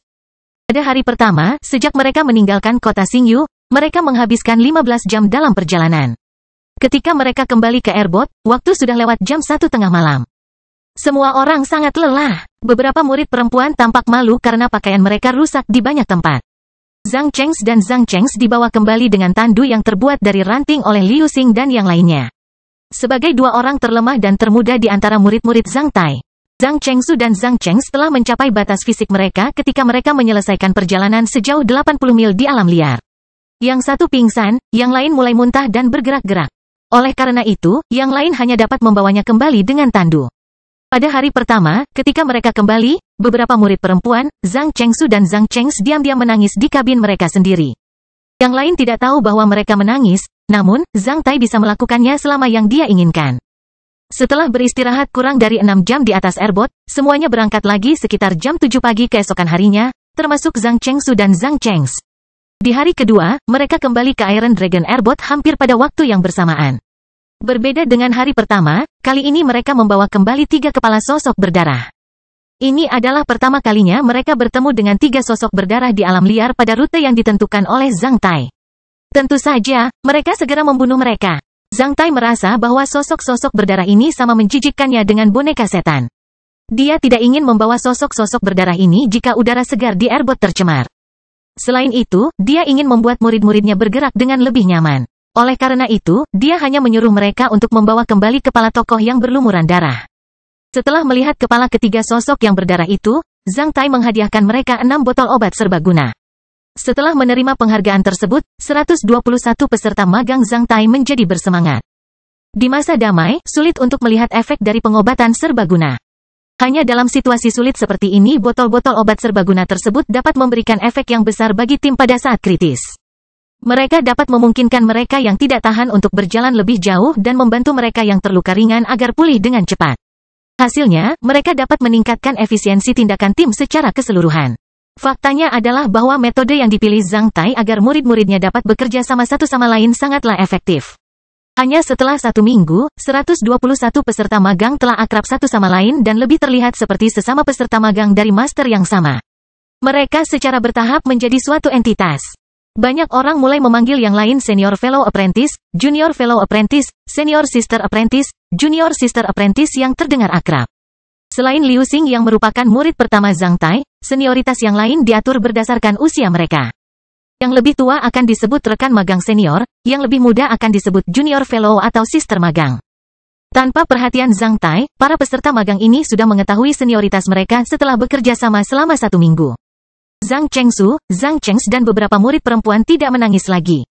Kedua tim meninggalkan airbot pada waktu yang bersamaan. Namun, mereka kembali lebih awal dan lebih awal secara bertahap dari jam 1 pagi sampai jam 11 malam.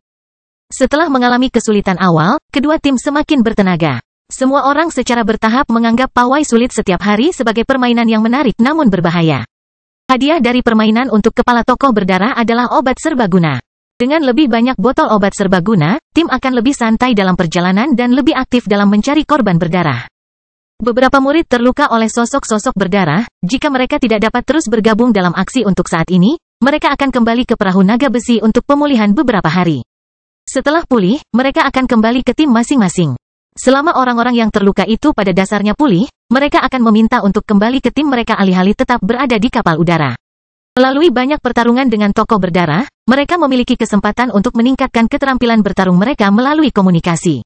Setelah mengalami kesulitan di alam elemen tanah, Liu Xing dan 6 petarung lapis baja hitam lainnya memiliki keterampilan bertarung yang kaya. Para murid yang berasal dari klan besar dapat memiliki kesempatan untuk mempelajari berbagai keterampilan bertarung sejak mereka masih muda. Klan banyak orang telah mengumpulkan berbagai metode rahasia keterampilan bertarung. Oleh karena itu, mereka berpikiran terbuka. Mereka bisa belajar dan mengambil manfaat satu sama lain. Hasilnya, semua orang segera memperoleh lebih banyak pengalaman bertempur dan keterampilan bertempur yang lebih baik.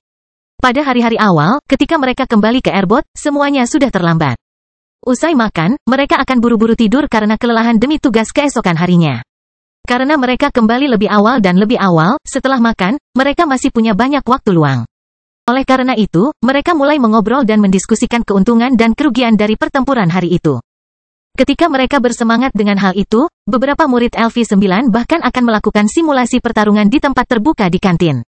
Satu pihak akan tampil sebagai tokoh berdarah yang mereka temui hari itu, pihak lainnya akan menjadi diri mereka sendiri. Mereka menyimpulkan pertarungan dalam gerakan lambat dan mempelajari cara menghindari gerakan lawan, cara membunuh lawan dengan kecepatan tercepat, cara berkoordinasi satu sama lain. Cara mematahkan koordinasi lawan, cara melawan lawan yang kalah jumlah dan sebaliknya, Melalui komunikasi serupa, mereka semua meraih prestasi gemilang dan menjadi sangat bersemangat. Dalam 3 hari pertama sejak mereka kembali ke airbot dan mulai menyelesaikan pengalaman pertempuran harian mereka, Zhang Tai tidak bergabung dengan mereka. Dia hanya mengamatinya secara rohani. Setelah mengamati mereka selama 3 hari, Zhang Tai menemukan bahwa komunikasi tentang pengalaman pertempuran tersebut sangat baik. Dalam kesimpulan seperti itu, mereka belajar, memikirkan kembali, berkomunikasi dan berkembang dari hari ke hari. Pengalaman dan pengetahuan seseorang akan segera dibagikan kepada orang lain. Dengan memanfaatkan metode ini, semuanya dapat meningkat dengan cukup cepat. Oleh karena itu, pada hari keempat, sejak mereka memulai kesimpulan, Zhang Tai telah menyuruh mereka untuk menyimpulkan di lapangan latihan airbot setelah makan malam. Selain itu, dia juga bergabung dengan mereka dan memberi instruksi kepada mereka. Zhang Tai telah meninggal ribuan kali dalam situasi yang muncul kembali. Kenyataannya, dia juga mengalami banyak pertempuran brutal. Sebagai seorang ksatria bumi, hanya dengan memberi mereka beberapa arahan, Zhang Tai bisa mendapatkan banyak manfaat bagi mereka. Terkadang, Zhang Tai secara langsung membatasi kekuatan tempurnya pada petarung LV9 seperti Liu Xing dan melawan mereka demi pengalaman yang lebih baik. Mengabaikan identitasnya sebagai seorang ksatria bumi. Setelah Zhang Tai bergabung dengan mereka, semua muridnya langsung bersemangat. Mereka akan selalu menjaga semangat tinggi ketika meninggalkan airbot agar dapat berkomunikasi dengan Zhang Tai ketika mereka kembali. Tidak ada murid Zhang Tai yang bodoh. Mereka semua tahu bahwa peluang seperti itu jarang terjadi. Sangat sedikit pejuang LV9 yang bisa diinstruksikan oleh seorang ksatria bumi di seluruh negara Taixia. Menurut pendapat Zhang Tai, Liu Xing dan yang lainnya adalah rekannya. Mereka punya banyak hal untuk dibagikan. Oleh karena itu, dia tidak memperlakukan dirinya sendiri sebagai penatua dalam banyak kasus. Sebaliknya, dia hanya berkomunikasi dengan mereka dengan lancar dan setara. Ketika dideduksi, Zhang Tai bisa menghadapi pengepungan 20 murid LV9 termasuk Liu Xing dalam kekuatan tempur seorang petarung LV9 pada umumnya. Namun, dia masih bisa membunuh 20 orang tanpa menderita luka sedikitpun. Hasil ini mengejutkan semua orang saat ini. Ini adalah pertama kalinya murid magangnya menyaksikan keterampilan bertarung yang sangat brilian. Zhang Tai tidak tahu bahwa mentalitas dan penampilannya ketika dia menginstruksikan muridnya mengejutkan semua muridnya. Zhang Tai tidak bersikap sombong, namun, dia mendapatkan lebih banyak rasa hormat. Setelah menyaksikan kemampuan bertarung Zhang Tai yang luar biasa cemerlang, mata beberapa murid perempuan berbinar-binar saat melihat Zhang Tai. Ketika murid-murid Zhang Tai meninggalkan perahu udara untuk berburu sosok berdarah setiap hari, Zhang Tai terus mempelajari metode rahasia yang diberikan Bai Suxian kepadanya. Metode rahasia itu disebut Sutra Pencerahan Cerah. Metode rahasia ini memecahkan pertanyaan yang telah lama membingungkan Zhang Tai. Kastil Besi Hitam Bab 1078, Sutra Pencerahan Cerah. Sangat sedikit rakyat jelata yang bisa berpromosi menjadi ksatria dengan mengembangkan metode rahasia, terutama metode rahasia senior. Sebaliknya, kekuatan super seperti 7 sekte teratas di negara Taixia pasti menguasai banyak metode rahasia dan sumber daya budidaya. Di negara Taixia, di satu sisi, miliaran rakyat jelata memiliki keinginan dan permintaan yang besar terhadap metode rahasia, di sisi lain, hanya sedikit kekuatan dan klan besar yang menguasai sumber daya dalam jumlah besar. Oleh karena itu, seseorang akan menggunakan berbagai cara untuk memenuhi permintaan rakyat jelata dengan mempertaruhkan nyawanya. Pasti ada lebih dari satu murid di antara 7 sekte teratas dan klan super yang dapat menyentuh dan mengembangkan metode rahasia langka itu. Hanya dengan cara ini sebuah sekte dan klan dapat mempertahankan vitalitas yang kuat dan terus-menerus melatih bakat-bakat luar biasa. Zhang Tai bertanya-tanya mengapa dia tidak mendengar bahwa ada murid dari 7 sekte teratas yang mengkhianati sekte mereka dan mengungkap metode rahasia klan mereka ke publik. Sehingga menyebabkan kekacauan besar di dunia. Zhang Tai tidak percaya bahwa semua murid yang bisa menyentuh metode rahasia di antara 7 sekte teratas dan klan besar adalah orang suci dan tuan-tuan. Mengingat kemungkinannya, setelah bertahun-tahun sejak sekte besar dan klan super didirikan, beberapa orang ambisius atau orang gila pasti telah menyentuh metode rahasia tersebut. Sekarang mereka telah menyentuh metode rahasia itu, mengapa mereka tidak mencuri metode rahasia itu dan membeberkannya kepada orang lain? Bagaimana sekte besar dan klan super tersebut mencegah metode rahasia mereka terungkap ke publik jika terjadi kerugian? Karena saya telah mencapai tingkat yang sangat tinggi dalam keterampilan terlarang jiwa, jika saya menangkap murid inti dari salah satu dari 7 sekte teratas yang telah menyentuh metode rahasia. Tidak bisakah saya mendapatkan metode rahasia itu dari murid inti itu? Penyimpanan. Bagaimana sekte besar dan klan super di negara Taixia mencegahnya terekspos dengan cara seperti ini? Bagaimana sekte besar dan klan super di negara Taixia menjaga keunikan dan kerahasiaan metode rahasia mereka? Zhang Tai telah memikirkan pertanyaan ini terutama setelah mendirikan sekte naga besi. Sebelumnya, ketika berada di istana Huaiyuan, karena Zhang Tai tidak mengolah sutra pemecah matahari, dia tidak tahu bagaimana sutra pemecah matahari istana Huaiyuan diwariskan. Sekarang, Zhang Tai menyadari betapa Lan Yunxi mempercayainya dan berani memberinya sutra pemecah matahari pada saat itu. Zhang Tai selalu khawatir bagaimana jika beberapa muridnya adalah orang-orang yang ambisius atau gila dan mungkin akan membeberkan sutra naga api dan metode rahasia lainnya kepada publik. Karena Zhang Tai belum memahami pertanyaan ini, dia belum memberikan metode pencahayaan titik lonjakan untuk dipromosikan ke LV10 kepada murid-muridnya akhir-akhir ini.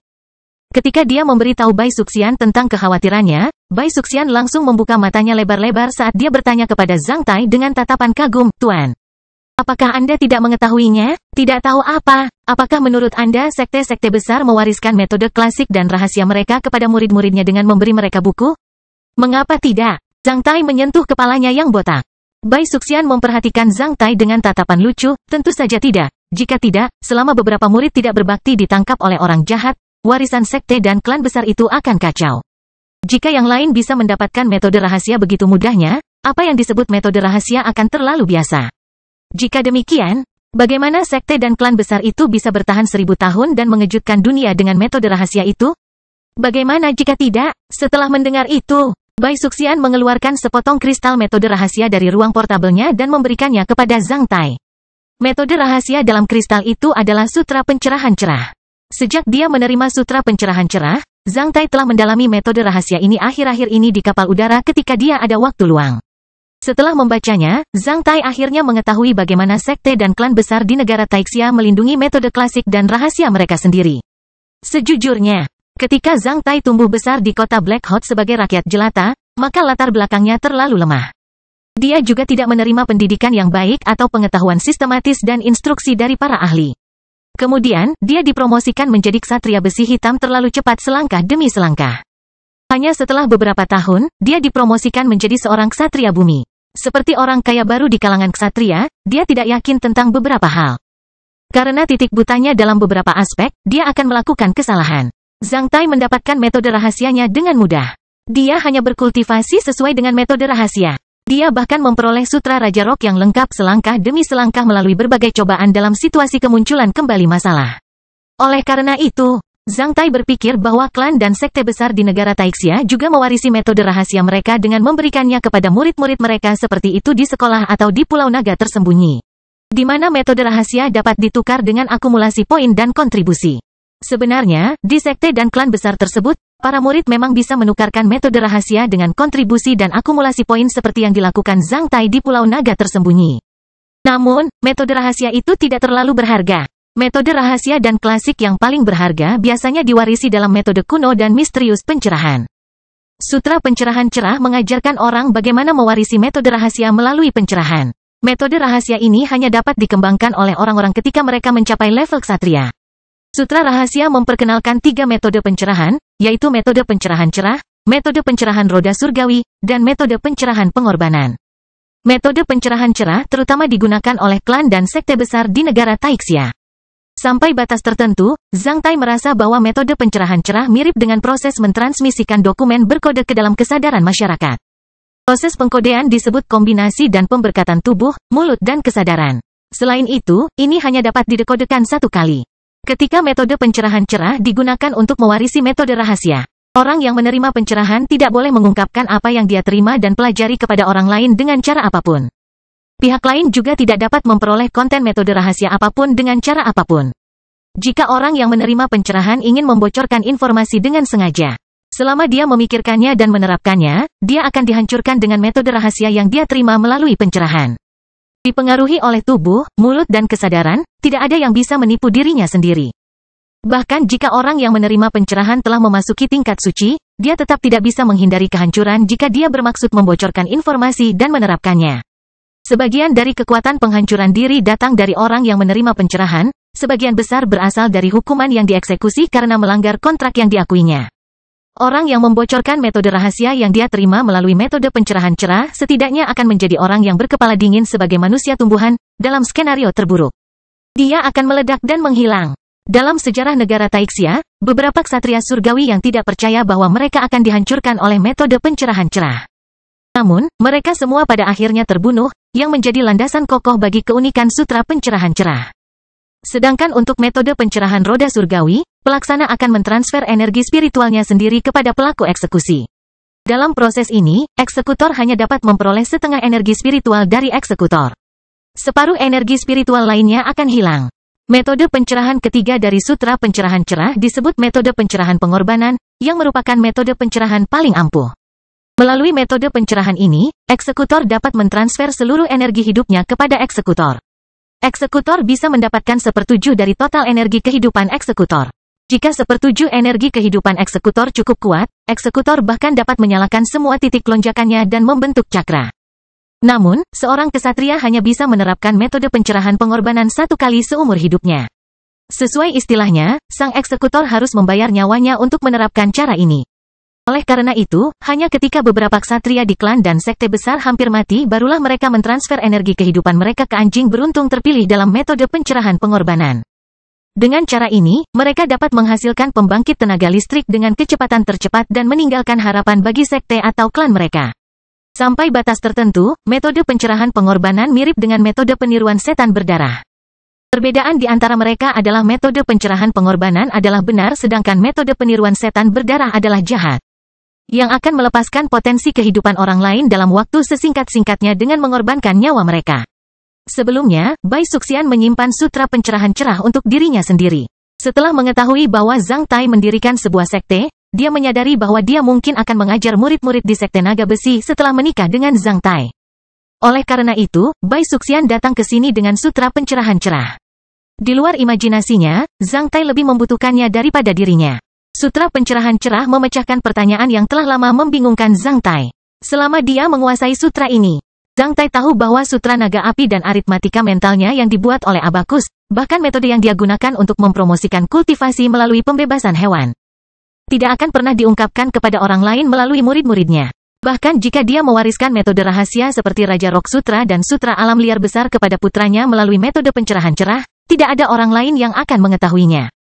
Sutra pencerahan cerah ini benar-benar tepat waktu bagi Zhang Tai, yang langsung membuka gerbang di depan Zhang Tai. Kastil Besi Hitam bab 1079, berbaris menuju Lembah Pingsha. Pada tanggal 4 Oktober setelah hampir 1 bulan perjalanan, perahu naga besi dan murid-murid Zhang Tai akhirnya sampai di dekat Lembah Pingsha, Prefektur Longqi, Provinsi Zhongzhou. Ketika mereka memasuki Provinsi Zhongzhou pada akhir September, mereka melihat kapal udara dan kapal udara tiba di Provinsi Zhongzhou dari segala arah. Iron Dragon Airboat menemui 3-4 kelompok pembangkit tenaga listrik tingkat ksatria dari pengadilan di seluruh Provinsi Zhongzhou di langit. Selain itu, Zhang Tai bertemu dengan sekitar 10-20 pembangkit tenaga listrik tingkat ksatria tak dikenal yang sedang memeriksa tanah setiap hari di langit. Mereka bisa melihat ratusan kapal udara tempur terbang di atas daratan setiap hari. Selama keadaan darurat diketahui, para elit di kapal udara akan segera melompat dari kapal udara di bawah kepemimpinan para pejuang di atas LV-10 yang secara resmi diorganisir oleh militer negara Taixia, yang dapat dengan mudah menyapu tim-tim kecil yang berlumuran darah. Di lapangan, garnisun yang dikirim dari seluruh kota di Prefektur Longqi telah memasang penjagaan di setiap pusat komunikasi. Kendaraan lapis baja dan benteng pertempuran mini sementara dapat dilihat di mana-mana. Para pemburu kriminal bayaran yang datang ke sini dari provinsi lain akan mengepung dan memburu sosok-sosok berdarah yang tersebar di alam liar secara berkelompok. Itu lebih seperti pengumpulan dan perburuan daripada pertempuran. 121 murid Zhang Tai akan bertemu dengan beberapa tim pemburu kriminal bayaran di lapangan setiap hari. Sementara itu, mereka juga berkesempatan menyaksikan tim elit militer negara Taixia mengumpulkan dan memburu sekelompok kecil tokoh berdarah di alam liar. Melihat situasi ini, Zhang Tai tahu bahwa tokoh-tokoh berdarah di Provinsi Zhongzhou akan segera diredakan oleh pihak-pihak di negara Taixia setelah upaya bersama selama lebih dari 1 bulan. Sosok-sosok berdarah itu seperti api yang membesar dan padam dengan cepat. Lebih dari 100.000 sosok berdarah LV-9 adalah kekuatan subversif yang menakutkan yang dapat menandingi Korps Iblis Super yang dipimpin oleh Jenderal Iblis di benua manapun. Namun, kontingen tokoh berdarah memiliki kelemahan fatal, mereka tidak memiliki pemimpin setingkat ksatria. Selama beberapa sosok berdarah berkumpul, mereka akan segera menjadi sasaran para ksatria manusia dan dapat dengan mudah dibubarkan. Oleh karena itu, sulit bagi mereka untuk membentuk kekuatan besar yang dimiliki oleh sebuah pasukan. Pasukan manapun hanya akan menjadi kru yang beraneka ragam dan bandit keliling selama mereka tersebar. Ini menjelaskan mengapa Zhang Tai tidak bisa melihat kontingen tokoh-tokoh berdarah itu terpisah menjadi tim-tim kecil yang terdiri dari tokoh-tokoh berdarah secara spontan dalam ingatan mereka. Meski sosok berdarah ini akan menyebabkan kerusakan besar dimanapun mereka berada, selama mereka muncul, mereka pasti akan dikepung dari segala arah. Ini menentukan bahwa hidup mereka singkat. Selain itu, meskipun sosok berdarah ini tampak sama dengan orang Hua, mereka tidak berbicara. Mereka dapat dengan mudah dikenali dari matanya. Hal ini mempercepat kepunahan tokoh-tokoh berdarah. Pada malam tanggal 3 Oktober, kapal udara naga besi berkemah di alam liar yang berjarak lebih dari 400 mil dari Lembah Pingsha. Pada malam yang sama, cuaca berubah suram dan hujan lebat. Di pagi hari, hujan deras tak kunjung reda, sementara permukaan air di sungai di alam liar meningkat pesat. Selain itu, kondisi jalan juga becek. Tadi malam, akibat badai, airboat naik dari 1 meter di atas tanah menjadi 10 meter di atas tanah karena alasan yang aman. Keesokan paginya, Zhang Tai datang ke modul komando di atas airboat untuk mengamati cuaca di luar melalui dinding pelindung kristal. Tetesan air hujan menghantam airboat dengan deras, namun, orang-orang di dalam modul perintah tidak dapat mendengarnya sama sekali. Meski begitu, Zhang Tai masih bisa menyaksikan pemandangan di luar melalui dinding pelindung kristal transparan. Di luar berdebu dengan jarak pandang yang sangat rendah. Sungai yang jernih kemarin sudah berubah menjadi keruh total. Selain itu, permukaan air meningkat drastis. Setelah jatuh ke dinding pelindung kristal, tetesan air hujan terbentuk menjadi tetesan. Setelah menyalakan wiper, Zhang Tai bisa melihat pemandangan di luar dengan jelas. Air dalam alur pengalihan air di salah satu sisi kepala airboat terbang keluar dari mulut pengalihan seperti air terjun setinggi lebih dari 10 meter. Meski sempat turun hujan beberapa kali dalam 1 bulan terakhir, namun hujan hari ini merupakan yang terberat. Beritahu Liu Xing, pelatihan bertahan hidup akan segera berakhir. Mereka tidak perlu meninggalkan kapal udara hari ini. Kita akan terbang menuju Lembah Pingsha. Zhang Tai berbalik dan menyuruh seseorang untuk memperhatikan Liu Xing dan murid-murid lainnya setelahnya. Berpikir selama beberapa detik, selama 1 bulan terakhir, Zhang Tai telah mencapai targetnya. Murid-muridnya tampak seperti berasal dari sekte yang sama. Semuanya sudah bisa saling berkoordinasi dengan suasana kerjasama tim yang sangat baik. Liu Xing juga mendapatkan prestise sebagai rekan magang senior pertama dari peserta magang lainnya. Mereka semua telah berlatih dan terbiasa dengan apa yang perlu mereka alami. Mereka bahkan membawa kembali 134 kepala tokoh berdarah. Bahkan kedua keponakannya telah menyelesaikan pawai bersama timnya dalam 10 hari terakhir. Zhang Chengsu sangat menentukan. Dia membawa kembali semua kepala tokoh berdarah dalam 10 hari terakhir. Sebaliknya, Zhang Cheng tampak agak introvert. Namun, dia juga sanggup menanggung kesulitan. Zhang Tai tahu bahwa kedua bersaudara itu akan memoles titik-titik lonjakan mereka 2 jam sehari di kamar masing-masing setelah mereka kembali. Jika saat itu sedang damai, Zhang Tai tidak ingin kedua keponakannya menyentuh benda berdarah seperti itu. Namun, itu dalam perang suci. Bahkan jika seorang anak laki-laki tidak pergi ke medan perang, dia juga harus menyentuh sesuatu yang relevan. Jika murid-murid keluarga Zhang pingsan saat melihat darah, bagaimana mereka bisa melindungi usaha kota Jinwu dan kelompok bisnis Jinwu? Ketika mereka menerima perintah Zhang Tai, Liu Xing baru saja menyesuaikan distribusi anggota kedua tim. Mereka yang terluka ringan kemarin akan berkumpul di akhir tim. Semua orang baru saja mengenakan jas hujan yang khusus digunakan untuk operasi liar. Ketika mereka menerima perintah Zhang Tai dari pengawal Bai Suxian, semua orang menjadi sedikit tercengang pada awalnya. Namun, setelah memastikan bahwa itu bukan lelucon, semua orang bersorak sambil berseru dan melompat. Akhirnya berakhir. Sejujurnya, selama 1 bulan terakhir, mereka telah menanggung banyak kesulitan. Namun, tidak ada yang mengeluhkan hal itu. Banyak orang yang menanggungnya sambil mengertakkan gigi. Itu seperti bagaimana para siswa di sekolah tiba-tiba menerima kabar bahwa mereka akan mendapat liburan mulai hari ini dan seterusnya. Kejutan yang sangat besar. Akhirnya aku bisa berbohong. Zhu Dabiao yang terlihat jauh lebih kurus dari sebelumnya buru-buru melepas jas hujannya sambil berjalan menuju kabinnya sendiri. Dabiao, kamu mau kemana? Sun Zan berteriak. Rekan magang senior Sun, aku akan tidur siang di kabinku. Zhu Dabiao yang terlihat bersemangat tadi tidak tahan menguap.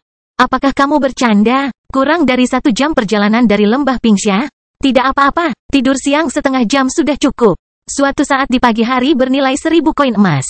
Rekan senior magang Sun, aku sudah kurus dalam 1 bulan terakhir. Kata Zhu Dabiao sambil mencubit lemak di pinggangnya dengan ekspresi menyakitkan. Beberapa murid perempuan langsung tertawa. Kamu kurus? Kamu makan makanan 3 orang setiap kali kita mendapat mangsa di alam liar? Sun Zan bergumam. Jika ada kesempatan, aku akan mengundang senior fellow apprentice Sun untuk makan besar. Tidak hanya Zhu Dabiao, bahkan beberapa murid perempuan juga telah kembali ke kabinnya masing-masing setelah mendengar kabar tersebut. Junior Sister Apprentice Zhou, kamu juga akan tidur siang? Sun Zan berteriak. Di antara 7 murid yang didaftarkan oleh Zhang Tai pada awalnya, Sun Zan adalah yang paling aktif dan lucu. Oleh karena itu, dia rukun dengan semua murid lainnya. Senior Fellow Apprentice Sun, kami akan kembali untuk berganti pakaian, jawab Junior Sister Apprentice Zhou dengan wajah memerah. Sun Zan menyeringai sambil bertanya, adik junior magang Zhou, beritahu aku rekan magang junior mana yang membuatmu jatuh cinta? Aku akan menjadi mak comblang untukmu. Senior Fellow Apprentice Sun, sayang sekali kamu, aku tidak akan memberitahumu. Setelah digoda oleh Sun Zan, wajah Junior Sister Apprentice Zhou menjadi lebih merah saat dia keluar dari sana. Beberapa murid perempuan yang bersemangat dan berani bahkan memutar mata ke arah Sun Zan. Apapun itu, mereka semua tahu bahwa senior fellow apprentice Sun tidaklah buruk dan tidak selalu marah karena hal-hal sepele. Hampir semua murid perempuan telah pergi dalam hitungan detik. Sun Zan penasaran dengan alasannya saat sebuah tangan menepuk pundaknya dengan keras. Sun Zan tahu itu adalah tangan besar Ma Kuicheng tanpa berbalik. Pada saat yang sama, Ma Kuicheng memberitahu Sun Zan secara rahasia, tidakkah kamu tahu bahwa kecantikan lebih penting daripada kehidupan bagi semua wanita? Selama 1 bulan terakhir, adik perempuan magang ini terlalu banyak mengenakan seragam militer. Terutama ketika mereka melihat istri majikannya tetap berada di sisi majikannya setiap hari seperti bunga peoni. Jika kamu tidak membiarkan mereka berdandan saat ini, mereka akan melawanmu sampai mati. Sun Zan langsung memahaminya. Zhang Tai juga mendengar sorakan para muridnya. Dia tiba-tiba teringat betapa bahagianya dia ketika mendengar bahwa mereka akan mendapat libur 1 minggu untuk memperingati 50 tahun berdirinya Aliansi Andaman ketika dia duduk di kelas 2 sekolah menengah pria nomor 5 di kota Black Hawk. Sudah berapa lama aku tidak merasakan kenikmatan yang sederhana dan langsung seperti itu? Pada saat itu, Zhang Tai sedang miskin. Ia hanya dapat memiliki beberapa koin tembaga per hari. Kekuatan tempurnya sangat buruk dan dia bermimpi untuk menerangi titik puncak kuilnya suatu hari nanti. Selain itu, dia tidak punya wanita. Dia hanya merona pada Nona Daina dalam diam seperti semua laki-laki lainnya di sekolah menengah putra nomor 7. Namun, Zhang Tai dapat dengan mudah mendapatkan kesenangan yang sederhana dan langsung pada saat itu. Dia akan selalu merasa gembira atas liburan beberapa hari lagi di sekolah, hadiah kecil, baju baru atau sepasang sepatu kulit baru yang dibawa oleh kakak laki-lakinya dari pasukan. Zhang Tai tiba-tiba menyadari bahwa apa yang disebut dengan kedewasaan dan pertumbuhan membuat orang tidak mendapatkan kesenangan yang sederhana dan langsung. Saat ini, airbot sudah mulai naik dan mengalir menuju lembah Pingxia di tengah hujan lebat. Pada saat yang sama, Zhang Tai mendengar langkah kaki saat dia mencium aroma samar dari belakang. Zhang Tai berbalik dan memperhatikan Bai Suxian. Dia bertanya, apakah menurut Anda semakin tinggi kedudukan seseorang, semakin tidak bahagia dia? Kastil Besi Hitam bab 1080, menjadi jujur dan jujur. Setelah mendengar pertanyaan Zhang Tai, Bai Suxian sedikit mengernyitkan alisnya yang indah.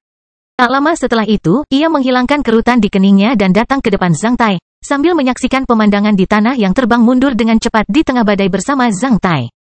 Saat airbot perlahan-lahan naik, mereka hanya bisa melihat awan. Lampu peringatan merah yang berkedip-kedip di sekitar airbot menjadikannya mercusuar di awan. Selain itu, mereka memperingatkan pesawat lain di angkasa agar tidak bertabrakan dengan airbot tersebut. Mengapa? Bai Suxian memiringkan kepalanya dan memperhatikan Zhang Tai dengan serius seolah dia ingin menemukan sesuatu dari wajah Zhang Tai. Zhang Tai masih mengamati awan luas di luar airbot seolah-olah dia tidak memperhatikan tatapan Bai Suxian. Setelah itu, dia berkata, setelah mendengar sorak-sorai murid-muridku, tiba-tiba aku merasakan perasaan seperti itu. Sudah lama sekali aku tidak begitu bahagia, bahkan ketika aku mendapatkan wilayah karunia naga api. Baru saja, aku tiba-tiba menyadari bahwa aku sedikit mengaguminya. Tahukah kamu, terkadang, aku merasa ada orang lain di tubuhmu. Kata-kata Bai Suxian membuat jantung Zhang Tai sedikit berdebar kencang. Zhang Tai memiringkan kepalanya dan menatap langsung ke mata kristal Bai Suxian. Bai Suxian memperlihatkan senyuman saat dia menatap Zhang Tai dengan matanya yang penuh perasaan. Sebelumnya aku diberitahu bahwa seseorang mempunyai kepribadian ganda. Aku tidak percaya akan hal itu sampai aku bertemu denganmu. Tampaknya ada dua jiwa di tubuhmu, satu milik seorang lelaki yang murah hati, yang satu lagi milik seorang lelaki besar biasa yang mendambakan kehidupan bersama. Terkadang, kamu akan menjadi sentimental dan romantis. Tidak peduli bagaimana dia menyamar, Zhang Tai tahu bahwa dia tidak bisa menutupi kepribadian aslinya. Meski menyamar sebagai Cui Li, orang-orang yang dekat dengannya juga bisa menemukan sesuatu tentang kepribadian aslinya. Apapun itu, dia adalah Zhang Tai, bukan Cui Li. Meskipun kedua peran tersebut mungkin memiliki kesamaan dalam lintasan hidup dan pemikiran, keduanya berbeda satu sama lain. Apakah Cui Li akan menyiapkan makan malam diterangi cahaya lilin untuk Bai Suxian? Mungkin tidak. Namun, 2 hari yang lalu, Zhang Tai menyiapkan makan malam dengan cahaya lilin untuk Bai Suxian dan menghargai apa yang telah dia lakukan untuknya. Zhang Tai menyiapkan semua makanannya sendiri ketika Bai Suxian sedang berkultivasi. Mereka memilih kantin di modul komando ini hari itu. Di bawah cahaya bintang di atas langit, Zhang Tai membawa Bai Suxian ke sini dan memberinya kejutan besar. Setelah makan malam diterangi cahaya lilin itu, Zhang Tai menyuruh Bai Suxian untuk tidak memanggilnya tuan atau dirinya sendiri sebagai budak yang rendah hati lagi. Bai Suxian mengangguk ke arahnya dengan sungguh-sungguh sambil meneteskan air matanya. Malam itu, Bai Suxian sangat marah seolah ingin menghancurkan dirinya sendiri dan melebur bersama Zhang Tai. Sejak hari itu, Bai Suxian tahu bahwa dia memang telah memasuki kehidupan Zhang Tai, bukan hanya muncul di tempat tidurnya. Proses di mana dua orang saling mengenal mungkin tidak begitu puitis. Namun, setelah sekian lama tinggal bersama, selain bercinta, lambat laun mereka mulai jatuh cinta satu sama lain. Zhang Tai mulai menghargai Bai Suxian. Manusia bukanlah sebatang rumput atau pohon. Di mata Zhang Tai, Bai Suxian adalah teman, kekasih, dan asisten yang baik. Dia dapat diandalkan dan patuh. Dia akan merasa aman dengan adanya Bai Suxian di punggungnya. Oleh karena itu, Zhang Tai secara bertahap membuka dunianya sendiri kepada Bai Suxian. Dalam banyak kasus, dia tidak sengaja menyamar. Pernahkah kamu memikirkan bahwa mungkin memang ada orang lain di tubuhku? Orang lain yang sama sekali berbeda dari Cui Li yang kamu kenal? Pria itu mungkin adalah seorang anak laki-laki besar yang hanya ingin hidup bersama dengan istrinya tanpa memiliki ambisi apapun. Ini kedua kalinya kamu berbicara denganku seperti ini. Bai Suxian membelai rambutnya dengan lembut sambil berbaring ringan di pelukan Zhang Tai. Aku sudah memberitahumu tentang hal itu. Selama kamu bukan iblis, aku tidak peduli. Bahkan jika kamu seorang pencuri besar, kriminal yang dicari oleh Mahkamah Agung dan 7 sekte teratas di negara Taixia, saya akan tinggal bersama Anda kecuali Anda tidak menyukai saya. Jika Anda ingin membunuh iblis, saya akan membunuh iblis. Jika Anda ingin merampok, saya akan menjadi anjing penjaga Anda. Jika kamu ingin meniduri seorang wanita, aku akan membantumu menekannya di tempat tidur. Wanita yang penuh perasaan. Setelah mendengar jawaban Bai Suxian, Zhang Tai terdiam. Dia hanya bisa menghela nafas, aku tidak menyangka kalau aku layak untuk itu. Kamu ditakdirkan untuk menjadi suamiku. Kamu menyelamatkan hidupku. Aku bisa memberikan apapun yang kumiliki, termasuk hidupku. Kamu adalah tuan kananku. Aku akan mengikutimu selama sisa hidupku. Zhang Tai tidak takut berakting di hadapan seorang wanita cantik. Ia hanya takut bertemu dengan seorang wanita cantik yang penuh perasaan.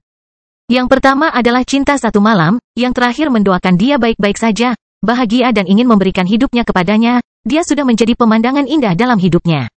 Aliran indah yang mengalir ke sungai takdirnya dan orang yang akan membaca namanya dalam hati sebelum kematian. Orang seperti itu layak untuk dihargai dan dilindungi secara jiwa dengan mengorbankan nyawanya. Beverly, Fiona, Linda dan Bai Suxian, semuanya adalah tipe orang kedua. Orang yang dicintai jarang ada di dunia. Pada saat ini, banyak hal terlintas di benak Zhang Tai. Tiba-tiba, Zhang Tai mendapat dorongan hati saat dia memeluk Bai Suxian sebelum berbisik padanya, sebenarnya kamu benar. Memang ada satu lagi di tubuhku. Aku bukan Cui Li. Cui Li yang asli punya meninggal puluhan tahun yang lalu. Saya punya nama lain, Zhang Tai, orang yang perintah penangkapannya telah dicabut. Selalu ada momen di mana seseorang tidak terlalu banyak berpikir. Pada saat itu, dia tidak memikirkan kepentingan, dia hanya merenung jika ada penyesalan. Zhang Tai tidak tahu akibatnya jika dia memberitahu Bai Suxian tentang rahasia itu. Dia hanya tahu bahwa dia bisa berbagi beberapa rahasia dengan wanita ini. Jika seseorang tidak memiliki orang yang dapat diandalkan dan selalu waspada terhadap orang lain, itu akan menyedihkan. Orang yang ambisius bisa hidup dalam kondisi seperti itu selamanya dan tidak khawatir menjadi penderita skizofrenia. Namun, Zhang Tai tidak ambisius, dia juga tidak ingin hidup dalam keadaan seperti itu selamanya. Jika seseorang selalu hidup dalam kondisi seperti itu, ia akan sangat lelah dan mengalami stres yang tidak terlihat. Setelah berbagi rahasia ini dengan kekasihnya, Zhang Tai merasa sangat santai. Setelah mendengar kata-kata Zhang Tai, tubuh Bai Suxian sedikit bergetar. Setelah itu, dia mengangkat kepalanya dan menatap Zhang Tai dengan ekspresi kaget dan curiga seolah dia sedang memastikan apakah Zhang Tai sedang bercanda dengannya atau tidak. Tidak mungkin, aku telah melihat perintah penangkapan Zhang Tai si singa dari Provinsi Yuzhou, bingkai dan tatapan di antara kalian. Seperti yang dikatakan Bai Suxian, dia tiba-tiba membuka matanya lebar-lebar sambil menutup mulutnya dengan satu tangan. Di bawah tatapannya, tubuh Zhang Tai memancarkan cahaya redup. Tak lama setelah itu, tampilan dan sosoknya perlahan melambai seperti riak dan berubah menjadi tampilan aslinya dengan kepala botak dalam waktu kurang dari setengah menit. Pakaian Cui Li sama sekali tidak cocok untuk Zhang Tai. Itu terlihat agak lucu. Namun, Bai Suxian tidak bisa tertawa sama sekali karena apa yang terjadi sangat mengejutkannya. Itu adalah garis keturunan leluhur yang telah aku bangun. Aku menamakannya garis keturunan abadi yang mengubah tubuh. Garis keturunan ini unik. Bahkan para tetua istana Huayuan tidak mengetahuinya. Aku juga telah memahami metode rahasia yang dapat aku gunakan untuk melakukan simulasi. Upaya semua metode rahasia lainnya dengan jelas. Cui Li yang asli hanyalah orang biasa.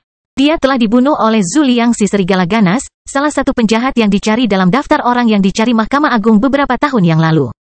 Setelah membunuh Cui Li, Zhu Liang si serigala ganas telah menyamar sebagai Cui Li dan mengelola bisnisnya sendiri secara diam-diam di Provinsi Yongzhou sampai dia dibunuh olehku.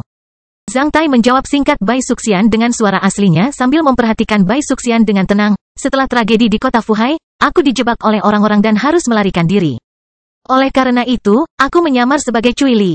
Untungnya, aku bertemu denganmu di alam elemen tanah. Meskipun Zhang Tai sudah berusia lebih dari 30 tahun, dia masih terlihat seperti remaja berusia 16 tahun. Mengingat penampilannya yang sederhana, Zhang Tai jauh lebih muda daripada banyak orang di antara 121 muridnya.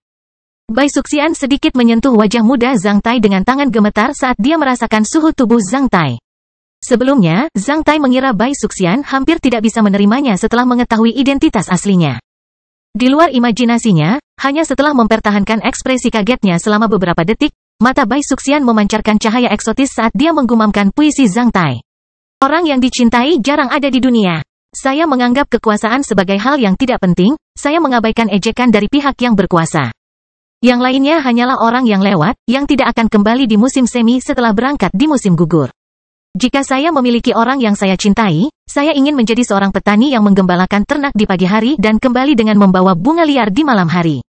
Setelah menaruh bunga liar di ubanmu, aku ingin menyaksikan sisa-sisa cahaya bersamamu.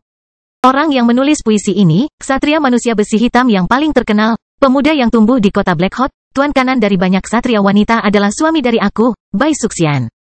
Betapa tampannya dia, benarkah Tuhan membawamu ke sisiku? Saat Bai Suxian bergumam, matanya berbinar dengan sedikit rona merah di wajahnya. Dia tiba-tiba menjadi sedikit malu seperti seorang gadis kecil karena dia merasa malu untuk menatap langsung ke mata Zhang Tai. Sejujurnya, ini adalah pertama kalinya Zhang Tai melihat bagaimana Bai Suxian menjadi malu setelah tinggal bersamanya begitu lama. Maukah meninggalkanku karena usiaku?